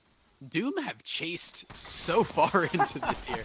They are still going deeper into Countdown. Meanwhile, Stallions, they are the team that was on the other end of that tunnel. And Eternal, they're feeling the pain from it. They already have 2 knocked. It is just Sang that is alive, wants to finish one, has to crack a shield again. Swinging, will land the shots. And that is going to be Stallions gone. Eternal with a major victory there. Beautiful stuff there. Love to see Sang crushing it there, returning to comp and just absolutely smoking teams. That is exactly what I want to see from these old school pro league caliber players that we haven't seen in a while. They still got it, Thousand Eyes, and they're putting it on display today. Great win from them. Doom has chased their way all the way to the edge of zone, and they might now be on the back foot of a fight. It seems they might have flown too close to the sun for that KP. They're going to have to turn this fight around. The smoke is being used to just buy whatever time they can for these shield bats. Nades have been thrown as well. Lots of utility already gone, and Doom re-swinging this ring, taking a little bit of damage, and that is the horizon that is gone. Wampomp and Big Smashers, they're going to fall in the meantime. Doom still pushing forward. They're just trying to end the fight as quickly as they can. And they have another team to their back, but they do not care. This is what the hill they're going to die on, Thousand Eyes. They're still flying at this squad. They haven't quite found, I think, the kills that they were looking for. And now they've got a team on their back that has just sort of taken their spot. And no surprise to us, it is No Name who was more than willing to take that fight to get that spot. Now they just kind of got it for free. Yeah, No Name might be a little bit sad. I think they might have wanted to fight that one out. Honestly, But Doom, yeah. they are the team that is just running, W keying forward and pulling the trigger on their guns. Havoc is going to swing, but not going to land. Shots Awakening, the last one alive, and Doom will go down in 8th place. 7 squads left, and we look at the map, and who is it in the ring but Brown again? I did see in the kill feed, they took out CCE for this spot, and they are very happy for it. Brown and No Name run back, perhaps? That's what this seems to be shaping up to be as we get a preview of that next zone as well. No Name this time finding themselves with control of part of this next zone, something they didn't have before. So this is looking great for them as well. Brown does have a little bit of staying power here. Their position is decent, but they have 4 teams that are most likely going to fight them for their spot in particular, which is going to be tough to try and get into this end game. Ooh. Eternal going Valkyrie? for the Valk ult. All right. And this is a little tough. There's not a solid ground to take, and they're going to be fighting with this team that has the high ground here, which is Brown. Eternal dropping immediately into the fight. There is the Gibby bubble. We're going way back into the time machine for this composition. And you can see it is a little bit of a struggle. Gibraltar ult will buy time for Eternal, but they are just waiting, and everybody is looking. The thing is, they do actually get to soak up this damage kind of for free, and they have the defensive capabilities with that Caustic, but it looks like the Ring had other plans, and they have gotten completely shoved in the corner. The grenades did all the work there for the side of Purple Slushy, and they managed to take out a serious bunker composition, and now they're the ones that control this last RV that is left standing in the southern edge of zone, but the pressure is still on, and I think it's unlikely they'll find their way out of this one. Purple Slushy are going to get jumped on, and the smoke will not hide you enough. That is it. Purple Slushy are out, and that is Rebirth that take that one. Now we have Tripods and Casual Gaming. That is 2 solos, and then 3 full squads of No Name, Brown, and Rebirth left in this match. And this high ground gamble from Brown, I think, has the capability of really putting them forward. They're probably a little bit disappointed to not have that win in game number 2. Excellent opportunity for them to do it here in game number 3, but we've got a couple rats to deal with first, some housekeeping to be done, some pest removal as Anmu still hanging out, still racking up those placement points as well as Casual Gaming has gone down. Credit where it is due. Anmu should not have been able. Remember, that is one of the players that was chased by Doom for about what felt like 15 minutes, and now Tripod's still in this one, trying to pick up at least a third place, if not a second here. Brown, though, definitely the team in the best place at the best time. This high ground has proven essential for them, but a lot of teams are looking this way as well. And they're actually utilizing some leftover rampart walls to try and defend. This spot is really great, but there are eyes on all sides of it. So if you want to trade out damage, you're probably going to eat a whole bunch of damage in a response. I think they understand that they're slowing things down right now. There's really not much more they can do, and they're pretty vulnerable, all things considered. One Caustic ultimate up in that tower, plus maybe a grenade, could absolutely delete that team off the face of World's Edge. So their staying power needs to get them a long way here for them to try and bid for a win here, the win that they narrowly missed out on in the previous game. As we now see Brown still set up here. Caustic traps are very well placed here. Nobody can push them. But the question is, can they make enough damage happen that when they drop, they can win the fight, especially knowing they have so many teams right by. They know that Solo is there now. That's a weird for count. sure. Yeah, that's not a squad. That's a squad and a half. But Brown, they still just want to buy time. 24 seconds before this ring. If they can get Rebirth and No Name to fight each other, Brown can be the third party to try and win it all. And I think the timing here is worse for No Name. I think they're going to have to move first. But if they have some smokes at their disposal, they can open up some space for themselves, deny the vision, deny the ability of Brown to aggro them and do damage that might actually have them fall to some of the other squads underneath them. This Caustic gas placement is going to be so important, Thousand Eyes, because if it is utilized to stave off No Name, No Name has to die before the drop down happens. If that doesn't happen, Brown may have given up this game, and they were not going to have a whole lot of other tools to damage the other squads and keep them off of their backs. Rebirth have already dropped the conduit ult. They're looking for Brown to drop. They may want to make sure it is as difficult as possible for this team on height. And Brown, they're dropping caustic barrels. They're looking for anything. Ult is primed and ready. Can Johnny drop it at the right time? And now they're going. But look, No Name have the angles. They are not pressured at all for this. Brown, they're going for the 3v3. And January's gone. Mibbles is gone. Johnny is the only one left alive at one singular tick of HP. Is he going to get the shield swap? He will. But now just waiting as more teams will come in. No Name, though, from a distance, again, it's too easy for them. Game 3 will be theirs. And it looks like they just decided they were going to go for those kills. They didn't see the win in the cards, and they commit that caustic gas down below, which just lets Den Pride flood the playing field, not just with damage, but just with basically a free win there, as Brown did a lot of the heavy lifting in that last fight. So not exactly what I expected, but not entirely surprised. No Name with a back-to-back here in game number 3. But Brown as well, right? Like, that is 2 games in a row on very separate areas of the map that we have seen No Name and Brown as the 2 really strong teams left in the lobby. And that is a level of consistency that is definitely worth noting.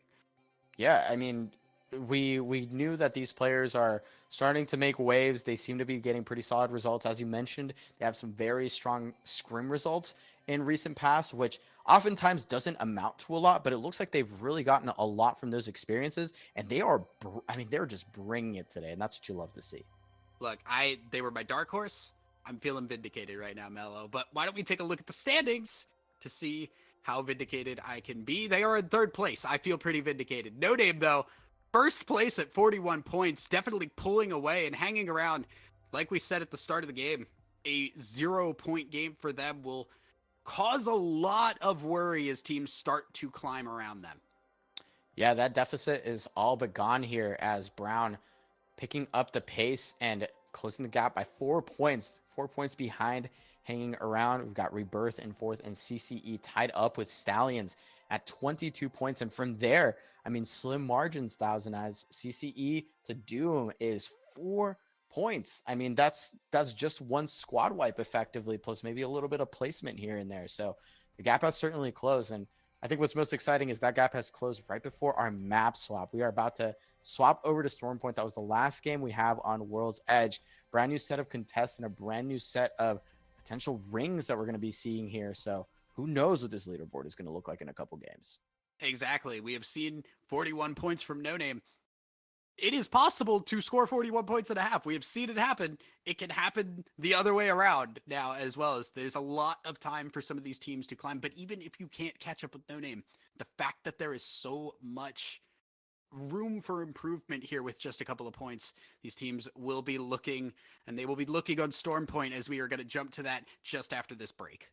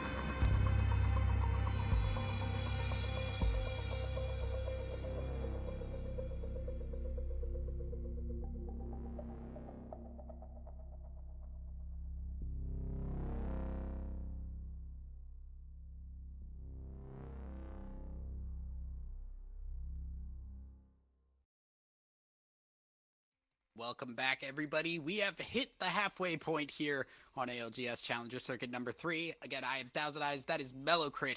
And right now on the day, seems like No Name are starting to run away with it a little bit. Yeah, and we thought that was going to be the case for hanging around, but with that goose egg game number 3, that really opened up a lot of space for No Name to do it again up against Brown in that end game, winning it out once again, picking up a ton of points once again. And we're moving over to Stormpoint, a map that we know is sort of notorious for being very fighting heavy. A lot of those rotations that don't quite work out end up in just brawls, and No Name thrives in that environment. I mean, they love to take those fights, though we have to note that, again, their selection of those fights is what has carried them so far in all of the games that we've gotten them to watch do well. They looked for one there, but it sort of, kind of ran away from them, unfortunately. But nonetheless, I mean, their understanding of how these rotations have to work for them to win those games, absolutely textbook, and I can't wait to see what they can do on Stormpoint.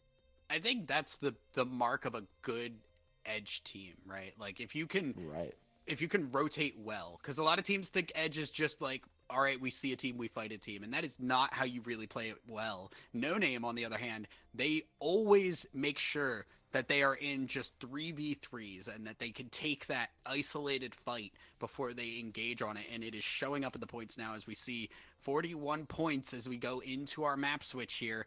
And Storm Point really only does more for them because it is a much more aggressive map. Yeah, I mean they're likely to get aggressive here. They're gonna be willing to take those fights that seem pretty free. Again, it's not just about taking any fight. It's fights in isolation. It's fights that are in transitionary points where it's going to be hard for other teams to want to commit to that third party.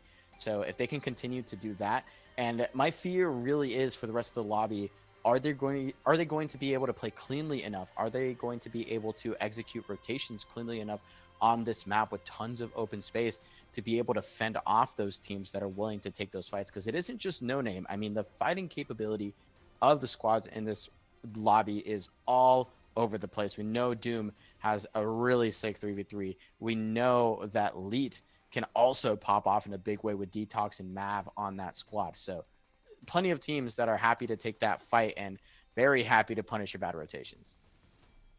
And if anything, if nothing else that we learned from game number 3, it is that Doom will chase you. Doom will run you down until they find you. And for better or worse, that has worked out. Now, as we are now on Storm Point, we do have our other drop spots here, and we do have different contests.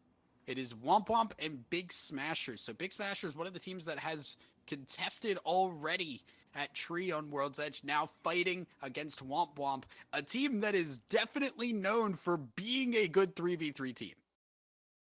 Yeah, really solid. We'll see if they can convert it off drop. And they had a really solid record over towards the Tree side. So I expect Big Smashers, who, again, it's another team that we don't have a whole lot of eyes, a whole lot of information on. For them to show up here and take out some likely lobby favorites, I think that spells a wonderful storyline out for them here on this Challenger Circuit final. Challenger Circuit number 3, our first game of Storm Point and our 4th game of the day as this tournament quickly starts to come to a close. Play point is always the big swing there as we see Big Smashers are looking for their opportunities. Countdown is always one of those interesting. There's interesting areas to fight from.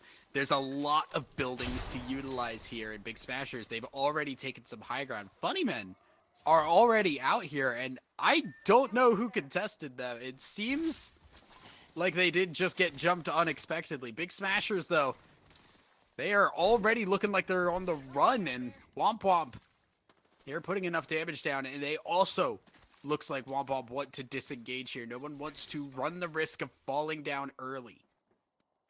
And that's actually going to be Cactus Cooling that had a contest over at Pylon, a contest that we didn't expect, but I'm sure you're happy to hear of, as that POI is crazy overstated, overlooted. Yeah. And it looks like they've won that one out, and I think you're right, an unexpected contest. So shout outs to them. They are the first squad to take one down. Womp Womp now trying to follow up with a squad wipe of their own, but it is starting to get a little bit tough.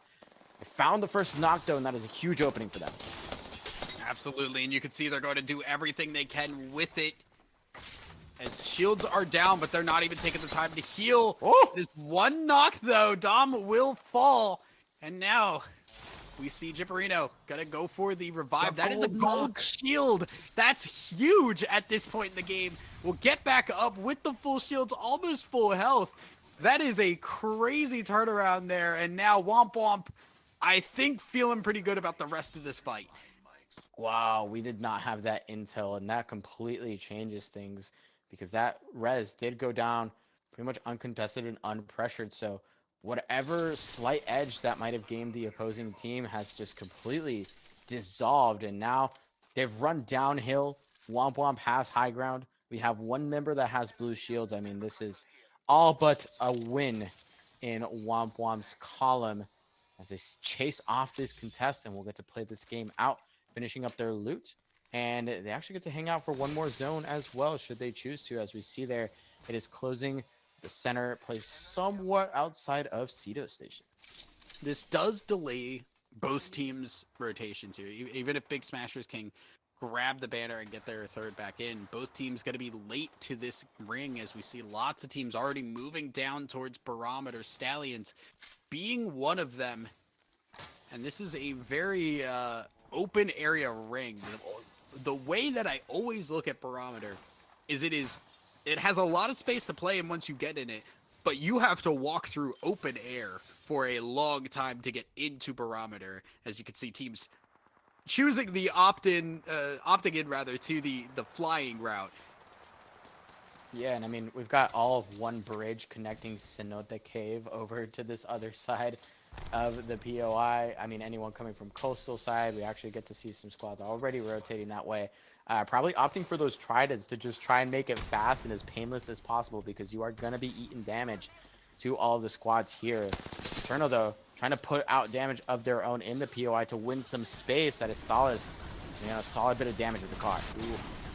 Yeah, the caustic gas is working very well against the turtle here, but they are locking in, dropping down everything, and all of a Sheila's sudden out. the turtle have created a bunker for Sheila's out. themselves, and Sheila is ready to go. Sang will hold the other angle as well, and while Eternal are not in the greatest of positions, it is definitely one that they should be able to push people away from. Like you have said before, this composition is very capable of holding people off. I mean, it's one of those big boy bunkers, right, where it is very scary to push. And we actually have Sang on the Gibby against Sang, PL caliber player, formerly of Team Smiley and LTC. So they were around for that Gibby meta. They know how to bubble fight, and that is not a bubble you are going to want to run into. And that spot is as locked down as it's going to get. So really exciting for them. We'll see if that gamble pays off. It is a very early commit to a pretty small building, but with Viz in stow, I mean, it is just a whole stack of wonderful game knowledge that is in that building right now, and we're gonna have to see how it plays out. Yeah, and teams starting to fly in. We see tripods, or no name rather, dropping in here for their building to claim. Like we've said, lots of buildings to utilize here. Teams will start to run out of space pretty quickly. We have started to hit capacity, and there's still a good chunk of teams. We are 19 squads still in this game, and space will run out eventually. Yeah, and we see their no name, your current lobby leaders, having to adapt their strategy to where this ring is pulling, because even if you're a solid fighting team, I mean, you touched on it earlier, there is a lot of open space and not a lot of good spots to take cozy fights. So they understand that they're going to get on early. They have that caustic as well, so the staying power is there, the holding power is there. Maybe they're just going to look for a third party to fight their way in deeper. Wombomb still, this is the first time they have left checkpoint. So they've been there for a hot second. They're moving over now towards down Beast. Brown, one of the teams that we have seen holding zone for pretty much all of today now. They are up from the north, having to make a rotate very far down here. So this is Brown in a little bit of a different situation than we have seen them before. They're a team that has been staying relevant where we may not have expected that from them. And we see over there in the top left, Womp Womp has actually rotated up and out away from Ring from the POI that they fought to win. So they're probably racking up those Evo caches. They are trying to get as looted up as they can be, because this zone is far away from them. And Thousand Eyes, that zone is far away from a lot of people right now with that next pull. Bit of a turn on that one for sure. Oh boy. It is going to be interesting when not this next ring closes, but the ring after, because half of Barometer will become unplayable territory, and that's a little bit of a problem for anybody on the eastern end. Doom, on the other hand, I feel like have put themselves in a pretty solid spot. Big Smashers, they have gotten their third back in, as we do see them making their way down south. Again, lots of teams on this outside area, but very few that are in a position where they have to fight. One of those duos of teams, though, is ICBM and Brown, as they are starting to get a little bit close. Yeah, this is starting to run out of lootable space, so they're starting to crash into each other a bit. Brown trying to be sneaky, trying to control this choke. And we know that Womp Womp was here earlier. We saw them on the map, and they have slowly made their rotation as well. So all of these teams really taking their sweet, sweet time, but it could spell disaster if they end up taking too many of these fights outside zone. And you can see there, you know what they're chasing. Those Evo caches are so critical for these squads, going so far out of their way, changing their rotates to try and acquire those. So if you end up taking a fight, so be it, because it is worth it right now. I want to point out that's close to red, and that is a Bangalore who has not done any damage. So that is That is the whole team is close to red. As we look at Stallions, they're seeing a little bit of red themselves as they're losing HP fast. Shield Bat will be hit by Albralele, but definitely feeling a little bit of the pinch here. LC are the ones moving in on them, and Stallions just trying to back off and heal as best they can. LC have made their way into this building, and this is one they'll be able to hold for a bit. Yeah, and I think that was actually Purple Slushy taking a fight, or rather getting fought on by the squad that is sitting over LC right now. And LC was looking for that third, not quite finding the timing for it.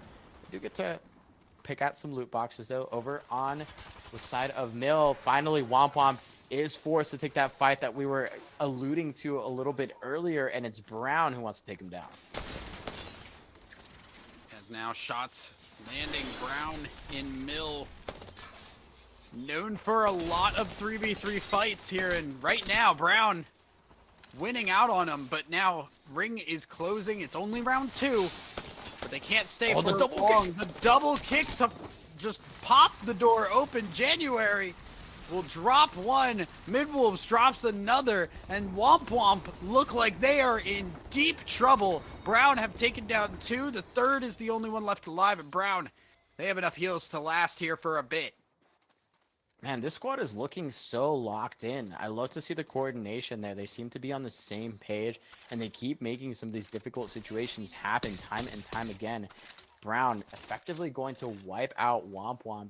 Womp Womp will get an opportunity to potentially recover those banners, but already their game has taken some serious damage as Brown going to pick up all of the loot that Womp Womp spent time acquiring, and now they're the ones in control of that northern west side.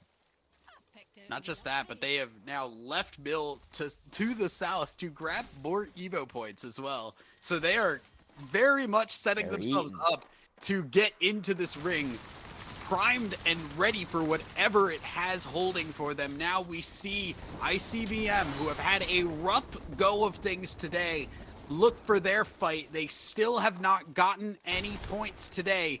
They're looking to see if they can get some of the Mozambique in hand. And again, I'm keeping my eyes open on this gun. They have the hammer points on it as well. They have it fully kitted out, save for a golden barrel. But that ultimate from above is going to make things a little bit dicey. They defend effectively, and now they're the ones that have taken the Q up. That was actually an ultimate coming out from Panic, so that was a defensive ult, and now they are flying in, but immediately traded back. So it is 1-for-1 now as the smoke will try to give it escape, and there is Panic. Flying it cannot land the shots on the vault, but they are going to be able to claim the kill on Slater. ICBM backing out for the shield bats. 2v2 is still on the table. Does ICBM want to take it? Looks like the answer is yes. Horizon Q to go up top, hit from multiple angles. There's a 45 from the Mozambique, but you need to hit a little bit harder than that to get the fight. There is the Havoc cracking one, but again, it's just even fight for even fight here. And I think they understand this fight has taken too long. We've already invested too much. We need to clean this one up, and they still have a walk to ring to execute. They swing on back in. They have a question mark, still sitting low on health, and I think was low on that Mozambique ammo as well. There's a drop. And into the smoke to make sure it was impossible to land those shots. Panic. Now both players in front of him, and Panic. Volt will land, but it is another trade again, and now Panic gets another crack. Will finally finish off this team, but at the cost of so much. ICBM, they are limping their way into the next ring. I gotta say, I did not love that drop down from Casual because, yes, they were able to get slightly ahead of ICBM relative to Zone, but they opened themselves up to all of the sightlines that were already coming from Barometer, so that was extra damage being poked on them for no reason. They end up falling, and yes, they got an extra kill. They did a little bit more damage to ICBM, but they fall anyway. ICBM, of course, quickly falling suit down to a solo and not a whole lot of space left to play with. Now as we see what is left of Barometer teams spread out here. What's interesting is what we have left of Barometer is not the building section of Barometer. So there's like a lot of awkward angles for these teams right now as we look at Trevstacks, the classic sniper Rampart, looking for angles. And honestly, this is where I think that shines. You have so many weird shots and angles without that hard cover. The snipers become that much more deadly. I think we've actually lost Brown on the map if I'm not mistaken. We did They see it on did the fall. kill feed, I think. So they will not be seeing the light of this end game. Their worst placement so far, I believe, by far. So rough start to the Storm Point game from them. You know, they had some early challenges, some early fights, so they'll have to pick things back up and try and recover from this. Stallions does get to hang out for one more zone, but we just got to peek at the next one, and it's truly disgusting. As teams are going to be in for a very rude awakening. We'll have to see what they end up trying to do, hanging around for We're the going time to being. 4 squads Just here. trying Like, to clean up this edge right now. Oh, absolutely. Hanging around wants to be one of them, so they want these kills. They're holding off this edge. They want this fight in the tunnel. they want to, at the very least, force Doom around here. There is an opportunity to just go down south, and so it is a little worse for wear after that trade, but hanging around have their own worries here as they have to walk out, and teams will be looking. A lot of teams need to move right now. Very few already in ring, and there will be a lot of edge ring fights here. CCE looking like they might be one of them. They're going to grab the Valcult to make their way over, but lots of damage being thrown down, and Cobra's Cobra down. is going to go down. That is the worst person to lose right now, and Leet have made a huge win for themselves. May be able to finish off the rest, but they have to move fast. Ring is coming, and it is hurting. Trident's flying in last second as well. No Name falls. CCE falls. Tripods falls. Big Smashers falls. This is an insane ring. So brutal. And even more damage being done here as Lee gets to shoot out into the open space, taking out Hanging Around as well. Doom is actually the last team left alive in that northern edge. Puck also falling, and we are down to 6. 6 squads alive here, and you can see not a lot to work with here for Leet. There's a little bit on this building here on the western side. It is Doom and Eternal over here. Everybody else on the eastern section. As now Eternal firing from high ground, trying to land what they can, and 46 will not be enough to move, although the Gibby ult is going to put some work in.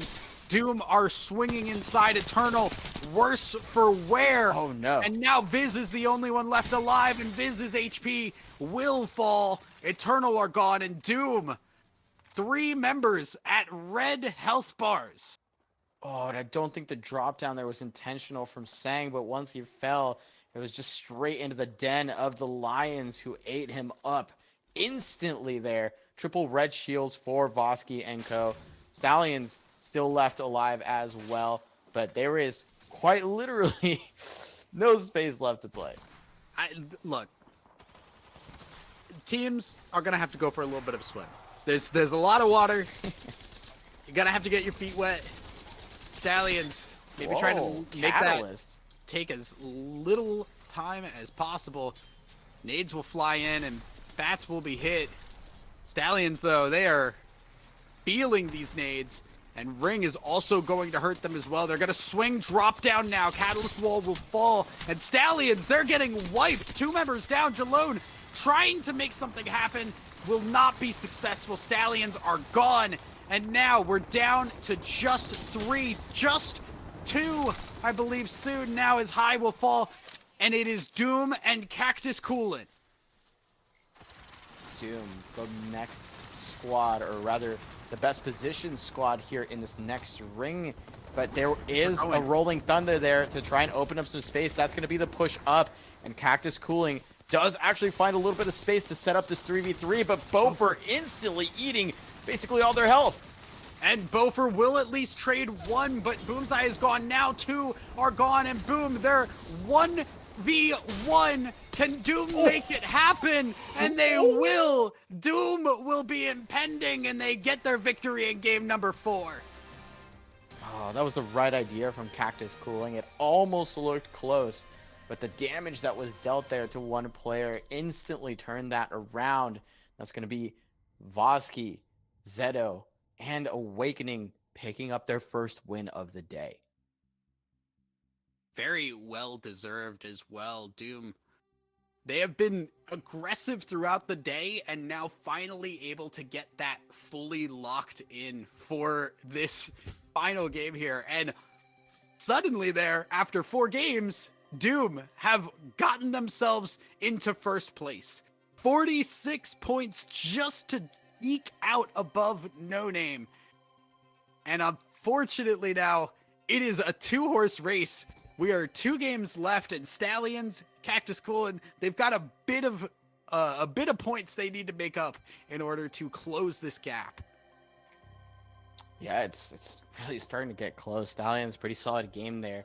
And a number of our sleeper picks still within striking distance, but this is that point, right, where the gap is starting to get a little bit too long, and we've only got 2 games left, and we saw just how brutal that zone can be for any squads. Even the squads that seem to have guessed right were still caught on the wrong side of that open water. So it's never a free game from anyone, and these points are far and few between.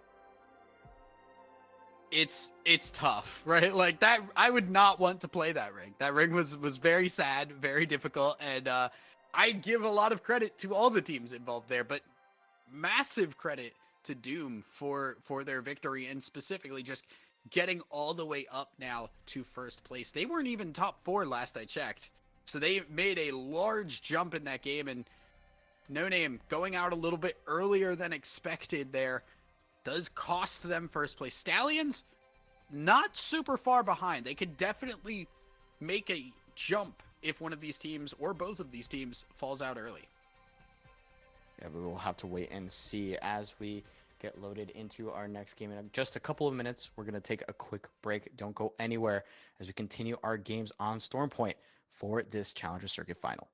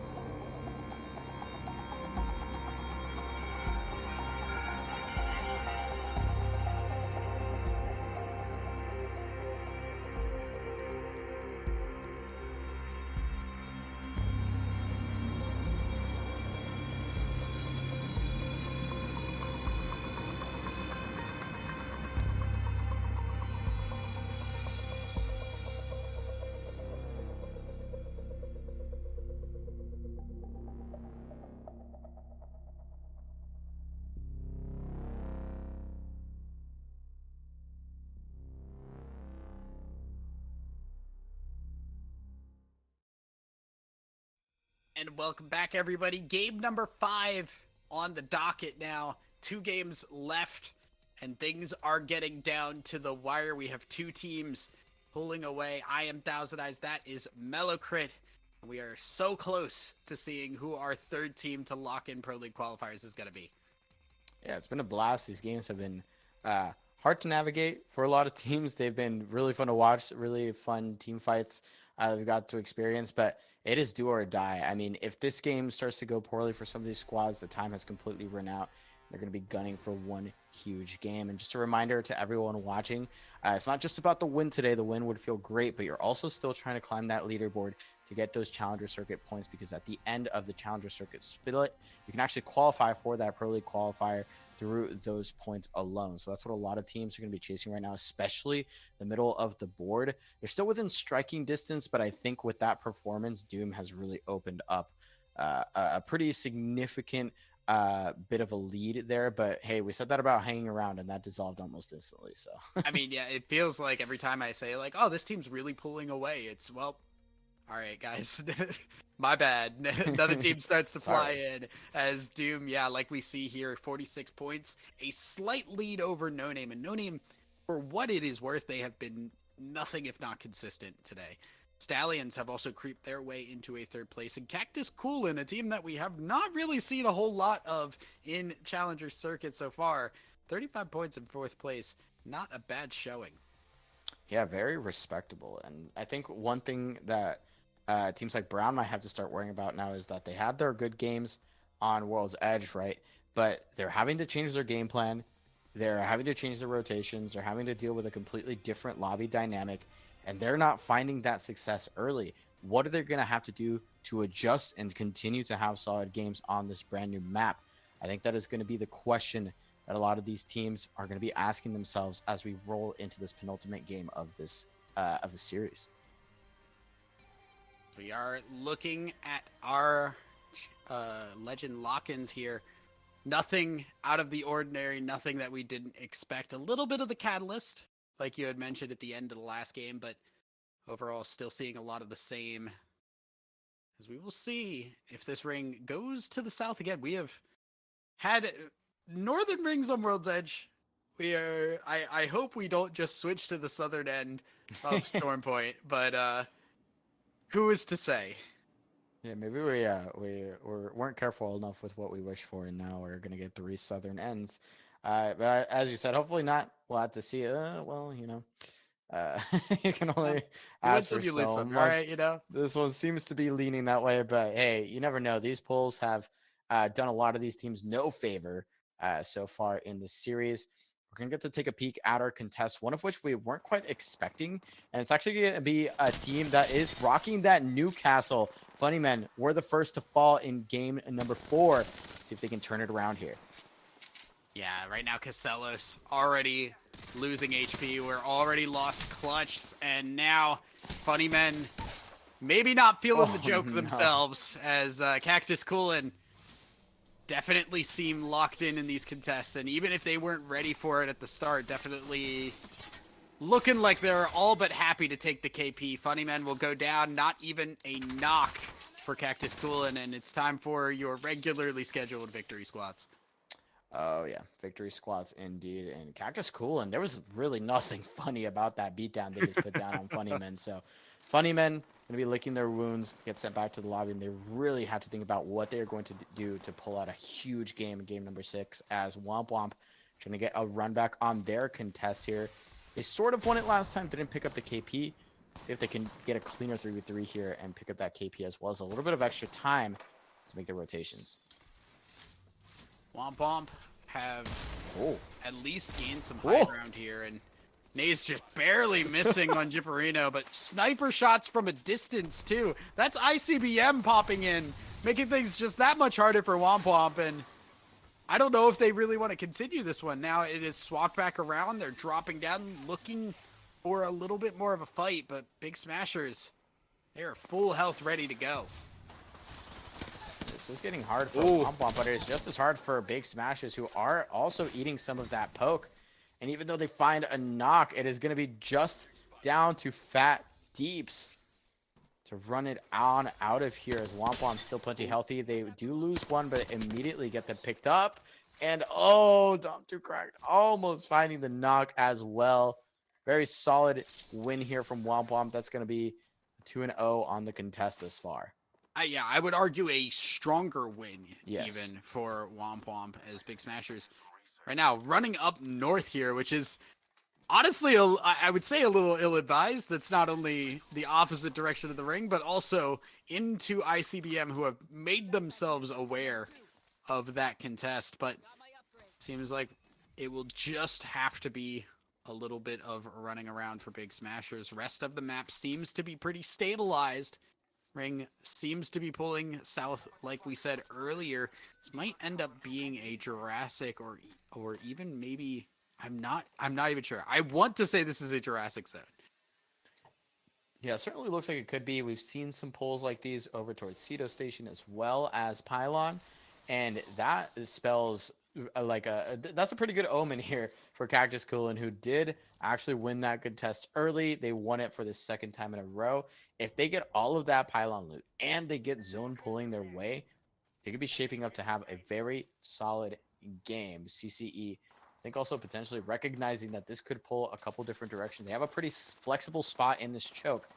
It can be a little bit difficult to hold, especially if teams start to prop themselves up near that Jurassic edge and start to poke on out. So we'll see what they end up choosing to do here, as they seem to be putting on some pressure. LC sort of sharing their spot relatively on a bridge, trying to fight their way in as well. And Oh this no, pull could spell some disaster for some of these squads. We are sitting down and taking a break there for Fat Deefs. Is the last of Big Smashers, hoping that the spy practice is paying off. Right now has not been found out, but as we have seen from a couple of teams here, pull it back over towards Barometer. It seems as the Trident will take ICBM away. Not out of danger yet for Big Smashers. Brown still in the vicinity as well. ICBM is going to get this scan, though, and they're going to know exactly what is going on. They're going to see 4 players over towards Ferrari, and they're going to be scratching their heads. Fat Deeps feeling pretty sad right now. I'm sure you can see the movement start. As well as Brown recognizing they've been found out as well, so they're going to move on out and start to control this choke. Look, this is when you start to tell yourself, maybe somebody picked Mirage. Right? Like, maybe that's what I'm picking up on that scan. Looks like Big Smasher is just going to have to run. ICBM not interested. Lots of teams in Jurassic right now as we rotate around, hanging around. RJ already gone. Zello and Carlon having to back away and heal, hanging around. May just have to dip out and not even looking successful on that front. And no support character here, so the only way they're going to put this team back together is going to be to either pick up those knockdown teammates or grab those banners. But it's going to be difficult. We know there were teams hanging around Pylon as well, and it seems like Carlon is just cutting their losses here. In fact, a disconnect there for the Bloodhound. I think just about tells you what is what's going on in hanging around's heads here, as Carlon is going to try and rat this one out. Yeah, that's a little unfortunate. I think hanging around feeling the pressure there. They had such a great start, and to see it start to falter this late into the series is definitely unfortunate, as we do see teams getting into Barometer. I'm getting a little bit of deja vu here, Mello. Oh, yep, there's a good chance we're seeing something very similar. That southern west island where we saw that ending is no longer in zone, so we will see at least a little bit of a different zone, but we are heading back very much the same direction. Very much a lot of the same teams already finding their way into a very, very early spot into the zone. ICBM not sharing that sentiment. They are still outside of zone. They are still racking up that loot on their way in. As we now also see teams, we have a couple of teams that are still in this ring and kind of hanging around here. ICBM, Womp are also moving their way down. But the big question now is, like, we have teams in Barometer. We also have a lot more teams on the western side of this ring as it keeps closing. So a lot more spread out, but also a lot less buildings from the get-go here in this ring. And while it is very similar I think with just how much it has moved, it is enough that it has warped this into a bit of a different game state. And I like how Doom is adapting to that pull as well. They've probably been on this game plan either way. They might not recognize that it is going straight towards Barometer, and so they're trying to execute this keep out here. They're trying to keep teams from getting into Millage for free and having another potential walk-in over towards that northwest corner, which could be pretty good depending on whether the ring counter pulls away from this western edge or not. So Doom putting on the pressure. I like this play. Don't love those shots. But, you know, sometimes the Sentinel giveth have and to do 'em sometimes like the that? Sentinel Come taketh on. away. Could have just let him be. Sometimes, look, sometimes the senti shots are good. Sometimes you gotta just give him a little bit of pressure. Because think about it, it's not about if it hit. Imagine if it did. That's a big opportunity for Doom. I'm not a gambling man. Okay, listen, I You're want to making see me that. rethink. Yeah, man. You're making me rethink how much I snipe in this game. Yeah, right. As a resident sniper main, you must know that sometimes the going gets tough. The going gets tough for Womp Womp right this instant as well. A knock sort of out of nowhere, and that's gonna be Zeto. This was a background from Womp Womp that is turned upside down, and now they're down to 1. And that is Zed taking down another one as well. So now Jipperito gone. Womp Womp will just be left as the solo, and not likely they're going to be able to pick the rest of that up. Doom is very well aware, and they want to close this out. There is a solo behind them, and if we have seen nothing from Doom before, we know that they will run people down. They will chase you clear across this zone to pick up that KP. And they know who they're chasing. They know where they're going. The movement is nasty. The shots are not landing. But this is pretty dire for this last member of Womp Womp. I say that as quite literally 0 damage has been done. Man, Doom, what is going on? Every time we clip on over to y'all, you guys are just not putting it that's down. the movement. That is the movement. That's really good movement there, actually, from Future. Just constantly wobbling back and forth, and it pays off. Future not even having to stop to heal here as Doom, they actually give up on the chase. Honestly, the restraint there is very commendable. I think I like it as well because Doom understands the power of this spot, right? Like they could be one of these last teams walking in on this western edge. So the longer that they hold this and the more pressure they put on these teams, it can definitely be to a huge benefit to them. But ICBM has kind of snuck around them, and this makes this plan a little bit less surefire. And we know that Purple Slushy and Eternal there on the map right underneath them are there as well. So plenty of squads have already sort of opted for this western edge to take their position, and that means that Doom is probably going to have to resort to something like an evac play to even get into zone. Possibly, yeah. It's Doom are in a there is a positive and a negative here. Wall is at your backs, but also you're stuck in an artificially created choke point. Your big smashers got their full team back. Wow. As we check back in with them, somehow, some way, Fat Deeps able to find the resurrection for that team, and they have locked into a pretty decent spot, all things considered. Look at PYB, who are in their own issues here. Purgic's the only one left alive, and not feeling too happy with the positioning here. Yeah, not stellar. It's nice to be inside zone. It is not nice to be a solo with a Bloodhound scan on your head. There's going to be coming from Stallions, still sitting on triple blues, mind you. So they have sort of taken a pretty solid gamble here on where they can defend for the next 2, maybe even 3 rings. But they don't have the most stellar of resources. We see there that the Hemlock is still sitting on all blue attachments as well. And they did have to commit a Caustic Ultimate at some point in this engagement. They're laying down some damage, but again, their next transition is going to be very difficult if they can't get those upgrades going. Stallions wanting to go for the chase. Speaking of, Doom and ICBM are going at it on this edge here. Panic losing HP fast and will fall here. It is a trade 1-for-1 as we do see Zed fall. On the other hand, Doom now going to get that full finish, so that will not be an accessible revive for Doom. Panic just has to hope and wait for the team to finish off the fight from here. It is a 1v2, and I think Doom may be falling here. Trading a little bit excessively there, and ICBM not able to finish off Doom just yet. Oh man, they're just ringing around the rosies right now, trying to live as long as possible. There's literally 0 health left, and it looks like they might even have to bait this res, but they're not going to get it. Whatever that last member did around ICBM has left them 1 member light, and they are walking into a trap here as Purple Slushy and Leet are still in the vicinity and still looking to pick up kills. ICBM unfortunately cannot make the rotation, and Doom, while they do go down, they at least can make sure another team falls, as we see Cactus Cooling gone, Womp Womp gone as well. Some top tier teams falling this early on. 13 squads left, and there's a lot of room for somebody to make a decent jump higher in the standings.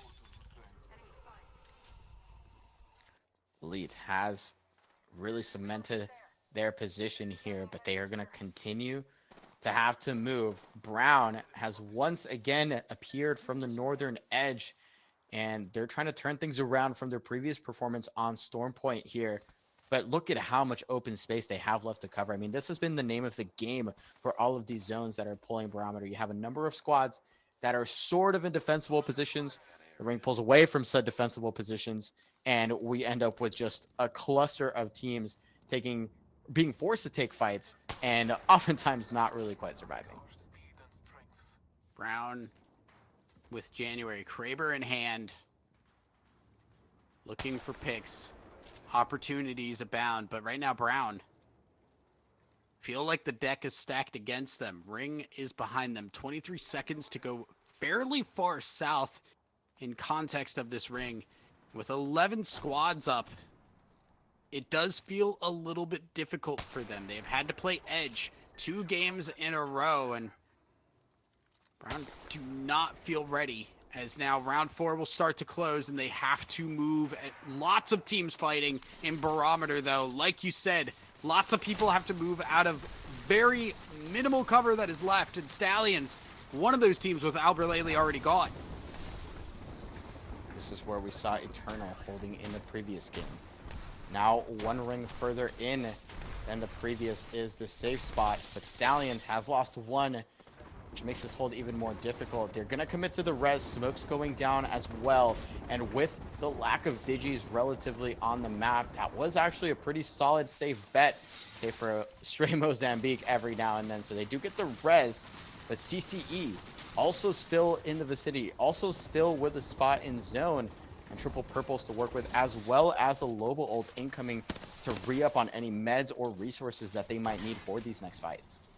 Not just that, they also have ring console with them, so they will know exactly where this ring is going to end just now. So they can pull that info for themselves, as now we look over where this ring is starting to get towards, and Purple Slushy in the middle of a massive fight here. 1 member gone, and Vagok is trying so very hard with this 30-30, but the rock is the nemesis, and there is not a lot of angles just yet. Purple Slushy, at least for now, holding off the teams that are around. Purple Slushy down 2, but they're landing those shots beautifully. Vaguk there with the 30-30. Got the 3x on it and just taking heads off of these players in front of them. There's no peeking allowed as Purple Slushy continues to pressure. And I mean, that's exactly what they need to do, right? They want to clear that side. It's going to be Tripods that is eating that damage. Also, I believe, as a duo. So those are the last 2 teams left on the west side. If they can put on the pressure sufficiently, they could see themselves in an end game. And hey, my dark horse might actually come to fruition in game number 5. I'm just saying. I mean, I do want to call out, I think Purple Slushy actually have the caustic perk that lets you throw the barrels really long range. Which would help out there. CCE, they are getting some damage thrown down right now, and you could see the nade popped so many shields And now multiple members down CCE. The gas is not even a concern. The ring, though, might be one. Heals need to be hit ASAP because they are walking out into a firefight. LC are down. Cape has fallen, and now Trepstacks can't even finish off the shields. Health is low, and they have a team right behind them fighting.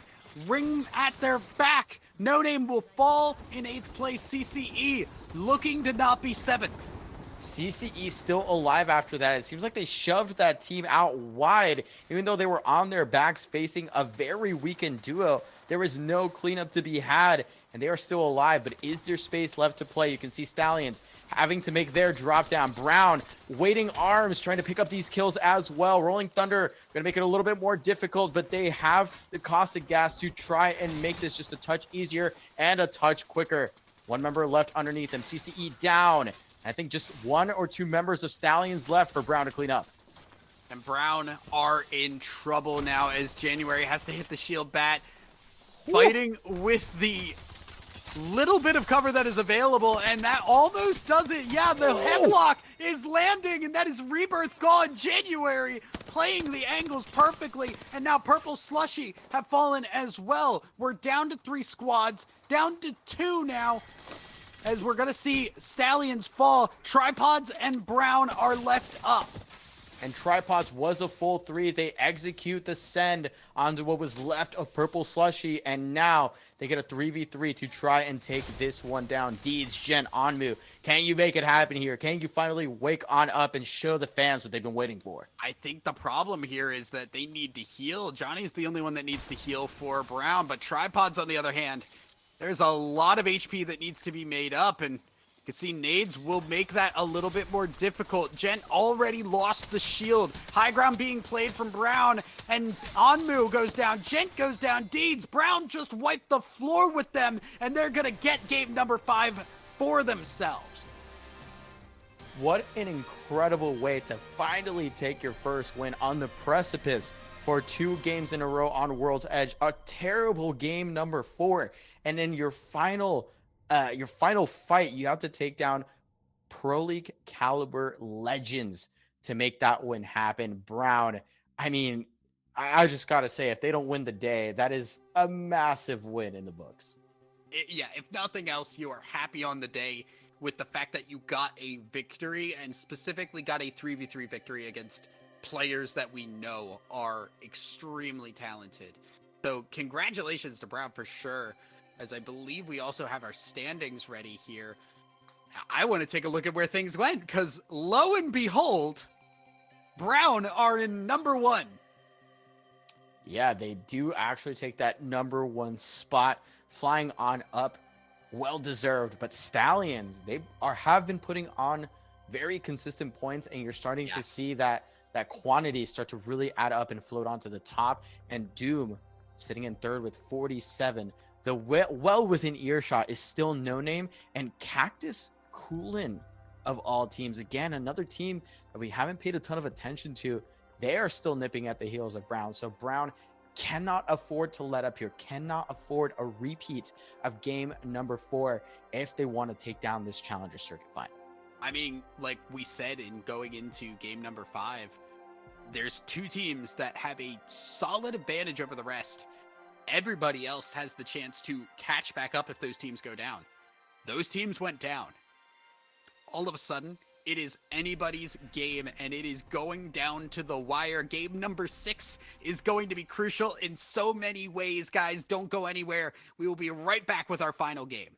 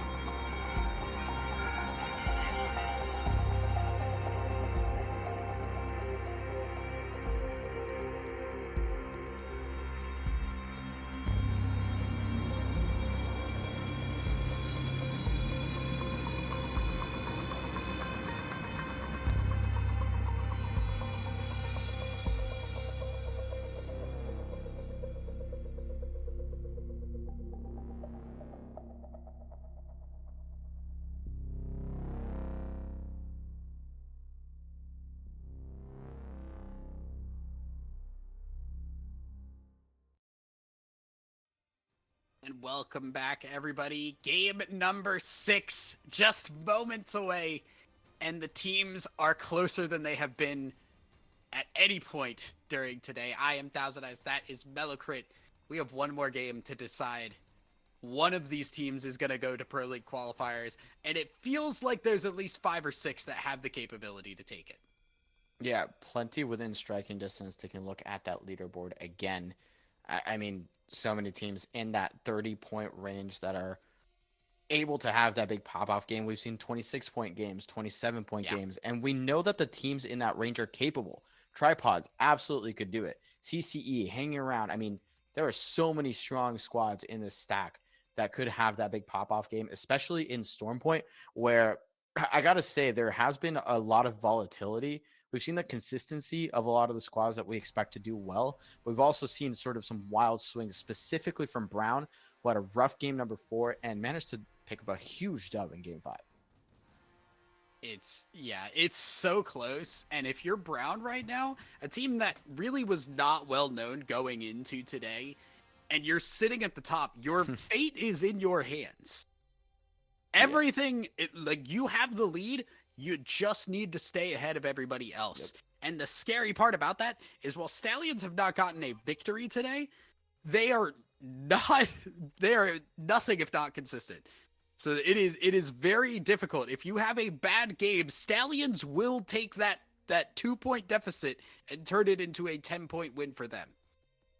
Yeah, I couldn't agree more. And Stallions is that team to do it, right? I mean, Albert Lely on that squad, pro level player, absolutely. Retzi still also in that conversation as previous PL experience. So this stack has shown that consistency, and maybe this is just them warming up, working towards that big win to take it all. What a story that would be. But Brown, still our leader, still currently the team that I think is easily the one we are going to be paying attention to the most, because it's a huge storyline for them, right? It's a huge storyline for them to be relatively unknown to a lot of the people watching, to a lot of the people in the scene. Maybe they're relatively new.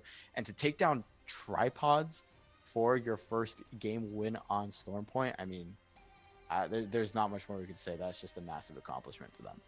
Yeah, you've proven yourself. You guys can do it. Can you do it consistently is the question. And so far, the answer has been pretty much yes. But again, it's the last game, and Brown have to show up. This is where the stress is on, and this is definitely, I think, the closest we have seen in the Challenger circuits, where a lot of teams can take this victory home. Yeah, I mean, we've seen landslides in the past. It is all too common, especially as we roll into the second half of games where that fatigue starts to set in, right? That aggression where you're not quite on the leaderboard, not quite where you want to be on the leaderboard. So you tune the aggression up, and that often decreases the quality of games. What we're seeing here is that all of these teams understand the stakes. They understand just how good all of the other teams in this lobby are. There is no room left for mistakes as we drop into our final game of the Challenger Circuit number 3 finals. And not only dropping in, but the ring, at least at a glance, looks to be pulling towards Brown, which is where we have seen them be successful. Remember, when we saw them in World's Edge, it was them getting to ring consistently and being ahead. Now, ring seems to be on top of them. As we look at our contest here, this is Funnyman and Cactus Coolin. Cactus Coolin have looked strong in this, but now Funnyman have an opportunity to basically take Cactus Coolin out of the running for this number 1 spot. This first 3v3 deciding the contention of Cactus Cooling for stealing away that win from Brown. Let's see if they can do it for a 3rd time, or whether things will finally turn around for Funnyman. And there's a chance here that they might have just decided to... Nope, I was going to say they might be running here, but no such luck. Cactus Cooling will just have to take them out again. It's thrown, but a little bit deep. Bofer loses some HP, will back out and heal. Now the reset here from the Newcastle. So good at repositioning that shield. The Rampage is just firing blindly into it, and they can just take whatever angle they want. There's no help. Now Cactus Coolin have taken another down, and suddenly Funnymen seem to be going the way they have been this entire time on Storm Point.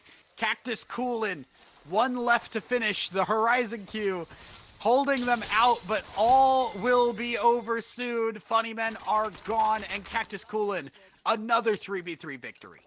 Boomzai going nuclear there. I mean, the hip fire coming out of, I'd argue, one of the most awful hip fire guns to use in the game there. Makes it look all too easy. Even now it's time to swap weapons after dealing all that damage, staying alive for their team. And Cactus Coolin back on the map, back on this racetrack that is this race to try and take down Brown. Absolutely. Cactus Coolin closing the gap just a little bit as we look at Brown, our current top team. And the pressure has to be immense for them. Again, this is a team that we did not have a whole lot of information on. January, the only player that we really knew anything about, and now suddenly Brown, they are in position to make their name very well known, because Pro League qualifiers are just a couple of rings away. Yeah, and it really is wild. I mean, for the second Challenger Circuit, we just knew January as Oi Senpai's teammate. I really hyped up Oi Senpai for that second Challenger Circuit. So to see that team split up and to see January finding their own, finding a roster that is, I have to say, that has overperformed from their expectations, from the expectations that a lot of the viewers and a lot of the other players in the lobby might have had. It's a wonderful, very refreshing thing to see, but standing in their way is Stallions, another team that easily could take that one important 3v3 that could get them to win here in game number 6. Want it to be on record, Brown was the team I picked as my dark horse here. Yes. So like I was a believer from minute 1. I didn't know if they'd make number 1, but I definitely thought they had a chance here. And Doom maybe feeling like they may not have a chance here. Remember, this is another team up on that top section of our lobby right now, and Doom need to get out of this. Said it going down would be so influential in the worst way for them. And they have one of those strong fighting compositions that you'd expect to do pretty well in a straight up 3v3, but when you're at a disadvantage, when you're on the back foot, all of that sort of melts away, and especially if you don't have the utility on board to try and turn the fight around. Doom already light 1 member, the damage coming out from that Golden Devo, but it is not enough, and Zeto is going to go down. And it seems like Doom were not ready for the fight. They got caught out, they split up hard, and one by one they were picked off. Doom looking like they're in a struggle. Brown looking like they're in their own struggle now. January's down, Midwolves barely any HP, and Brown have been caught between a massive number of teams. They will go down, not quite able to get away. 1 member still left alive. The final hope for Brown to take down the Challenger Circuit final. It is all or nothing right here. Can Johnny recover these banners and find a way to put their team back on the map No support character in sight means no crafting, no opportunity. And ratting with a caustic has probably got to be one of the worst options here. So go for broke here, maybe. Brown options quickly running out. And it's also, remember, a 2-point difference between first and second. You can see up top right now, first Brown, 51 points. Second Stallion, 49 points. Doom at 47 too. Everybody is very close. If Brown go down, Stallions will almost assuredly make up that difference. So Brown, no, they have to make the right decision here. And you can see Johnny is thinking deep and hard about what the next solution to this problem is.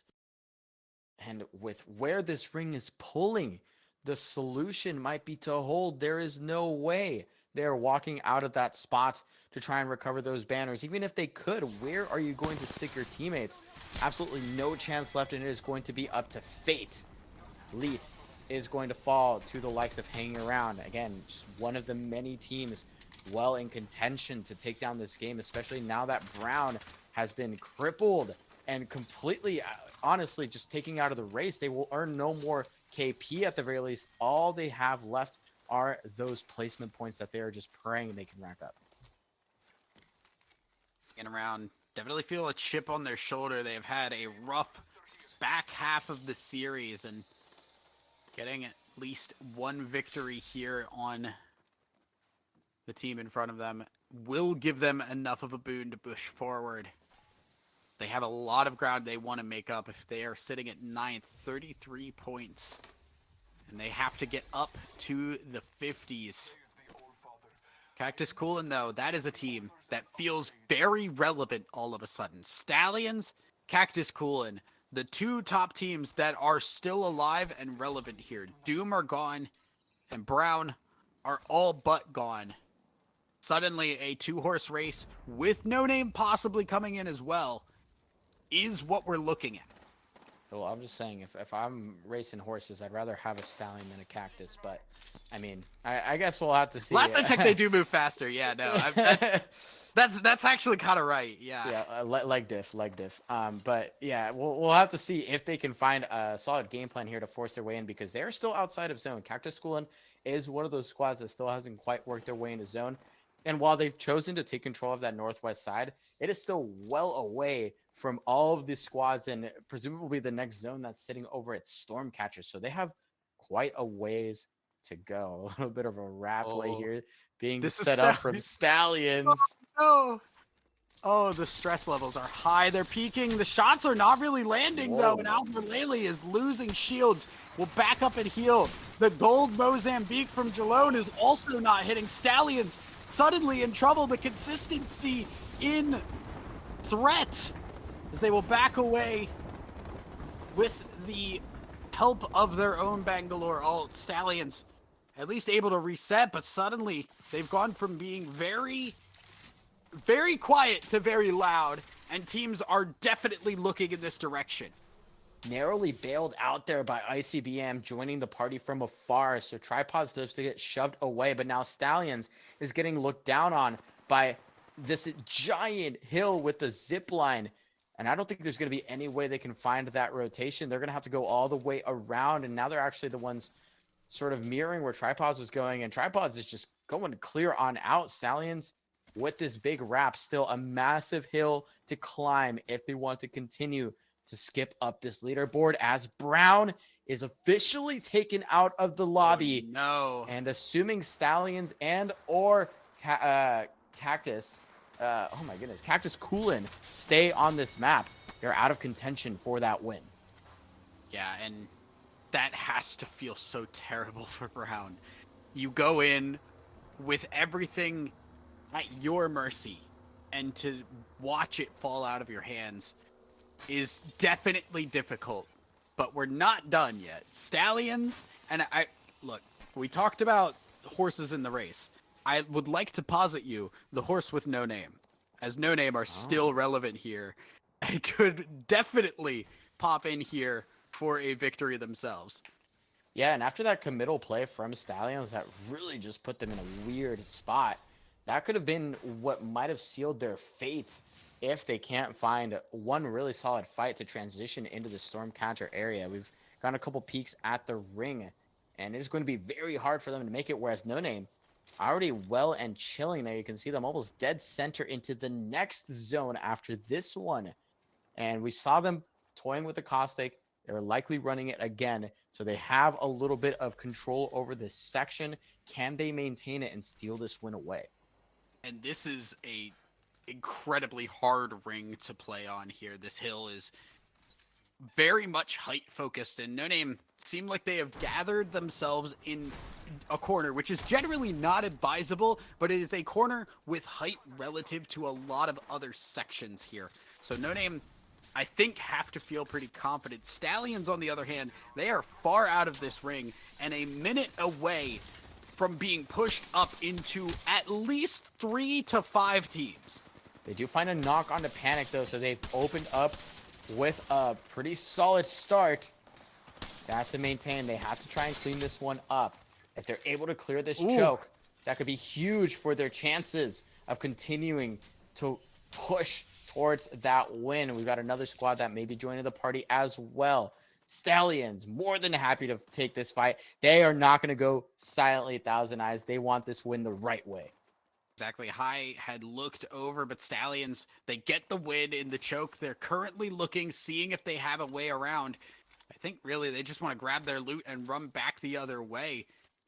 It's a little bit risky to try and run back through there, and I think, yeah, they're just going to move up to Stormcatcher. Now, the fear here is there's 100% teams in Stormcatcher already, and the verticality of that is very difficult to play from, and there's not a whole lot you can do. An evac tower does not help you. It just gets you up to the level that Stormcatcher is at. And again, without something like a Watson, I mean, the Caustic can sort of control some space, but if you want to be the last team playing underneath, not only do you have to get there while all of these squads are staring you down, you also have to try and hold all the slim bit of cover that is provided by the pillars underneath Stormcatcher.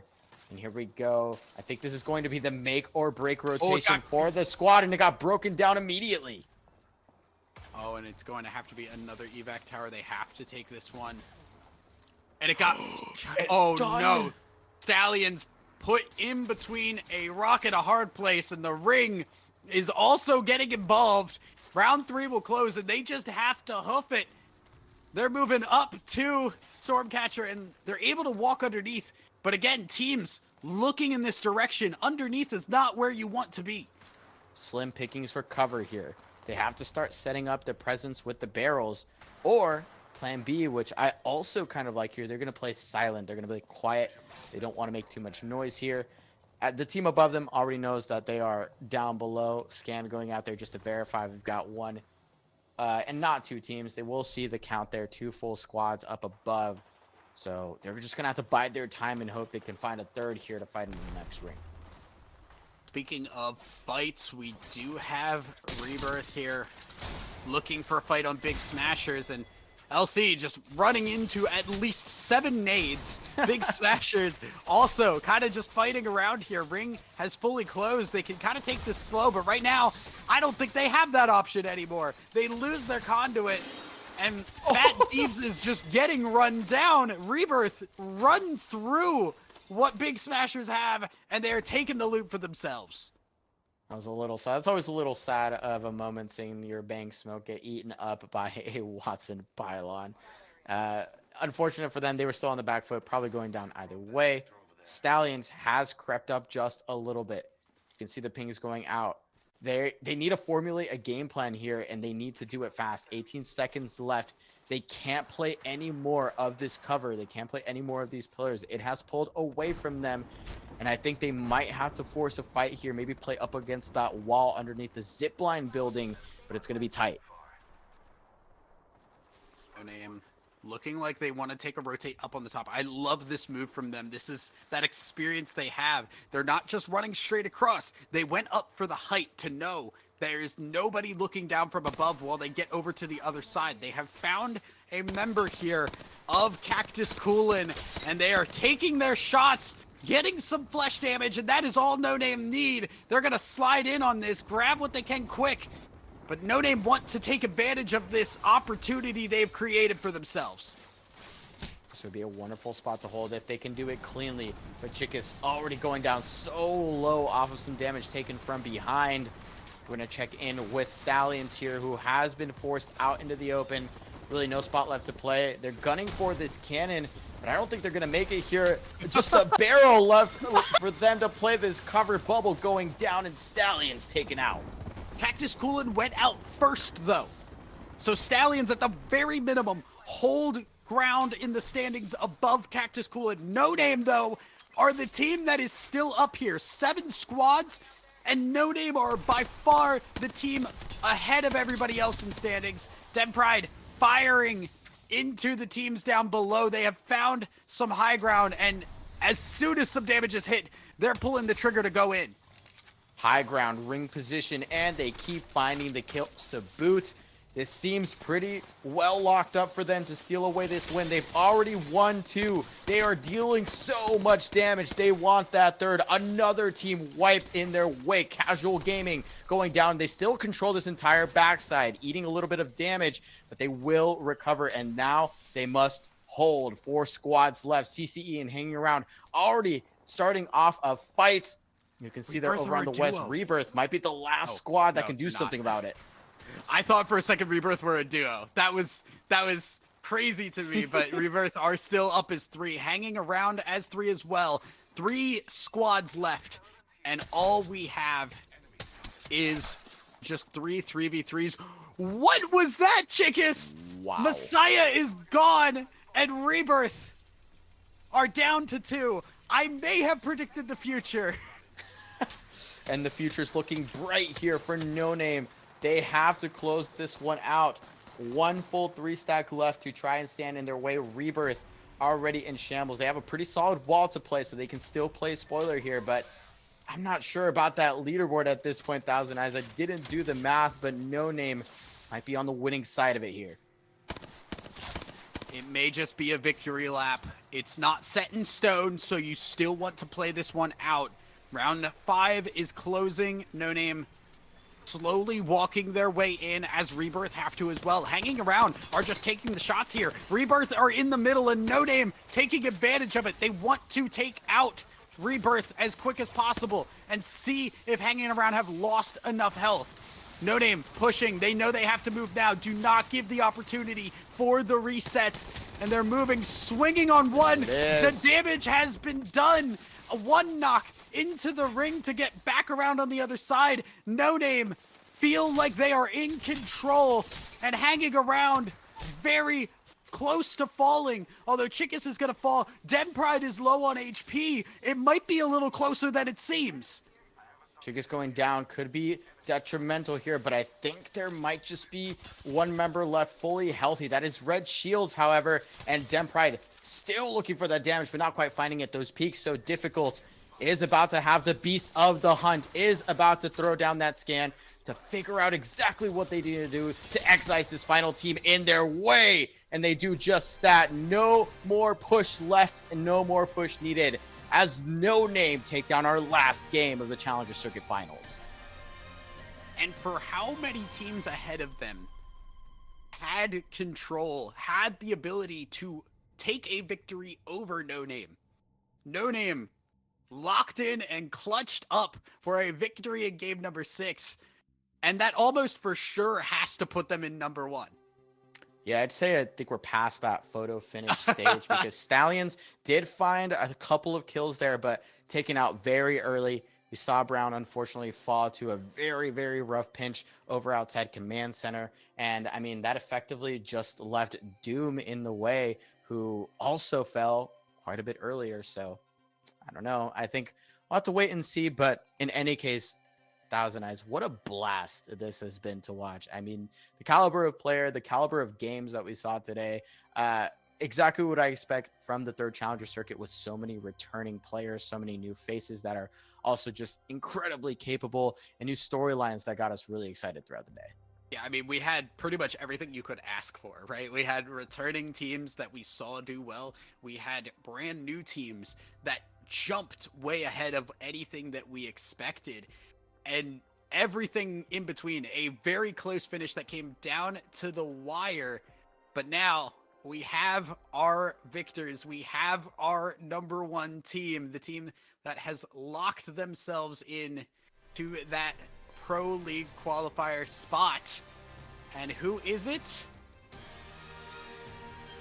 Oh, I think I have a pretty good idea. I think we have an idea, but it is No Name. No Name with the victory in game number 6, able to jump far ahead of the teams ahead of them. And they have gotten into the Pro League qualifiers. Congratulations to them. Woo. Yeah, I mean, fantastic job.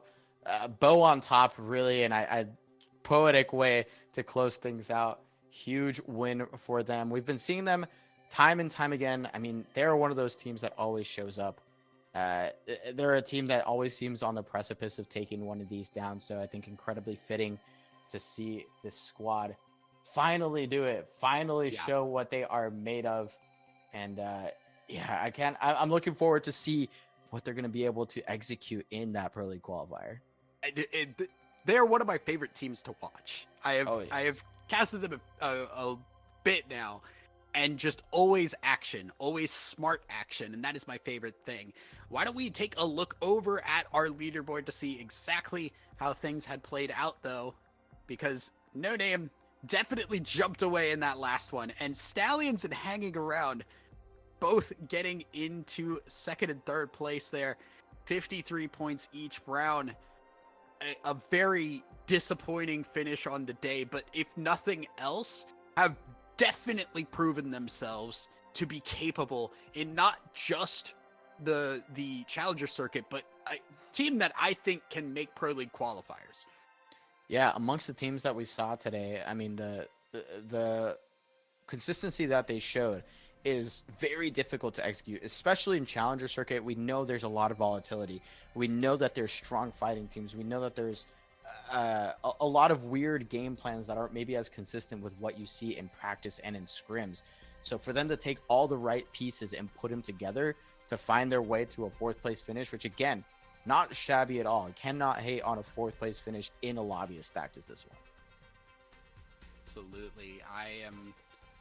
I am so pleased with the day for just the games that we did get.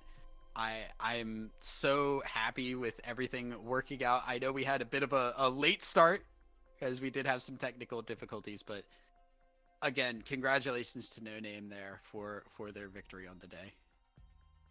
I think with that, we're about ready to close things out. Thousand Eyes. It was an absolute blast. Oh, unfortunately, I will not be around to close things out because I have had a share of technical difficulties of my own. But in any case, Thousand Eyes, any final shout outs? I mean, shout outs to everybody who has stood with us through the technical difficulties, and everybody who has worked on those. But shout outs to the players as well. Just crazy day. One of the most exciting 6-game series that I've casted in a while, and I am so very excited because we have another day of Challenger Circuit next week. It is number 4 next week, and it is going to be everybody trying their hardest for that last locked in spot. Yeah, that last chance, quite literally. You're out of time here. If you didn't make it to the first 3 Challenger Circuits, it's do or die to try and qualify through points or to win that last final. Also want to shout out everyone behind the scenes. Fantastic job. They are the ones that really make these things work. They're the ones that give us all of the beautiful fights that you get to see on screen. Shout out to anyone watching. It's been a blast to cover these games. I hope you enjoyed them as much as I do. But with that, Thousand Eyes, I'm going to close things out. I've been Melacrit. You've been Thousand Eyes. That has been an amazing set of games. Thanks to everyone for watching, and make sure you join us for our final Challenger Circuit finals, where we'll crown our last qualifying team and a big stack of qualifying teams after that for that Pro League qualifier. Thanks for watching.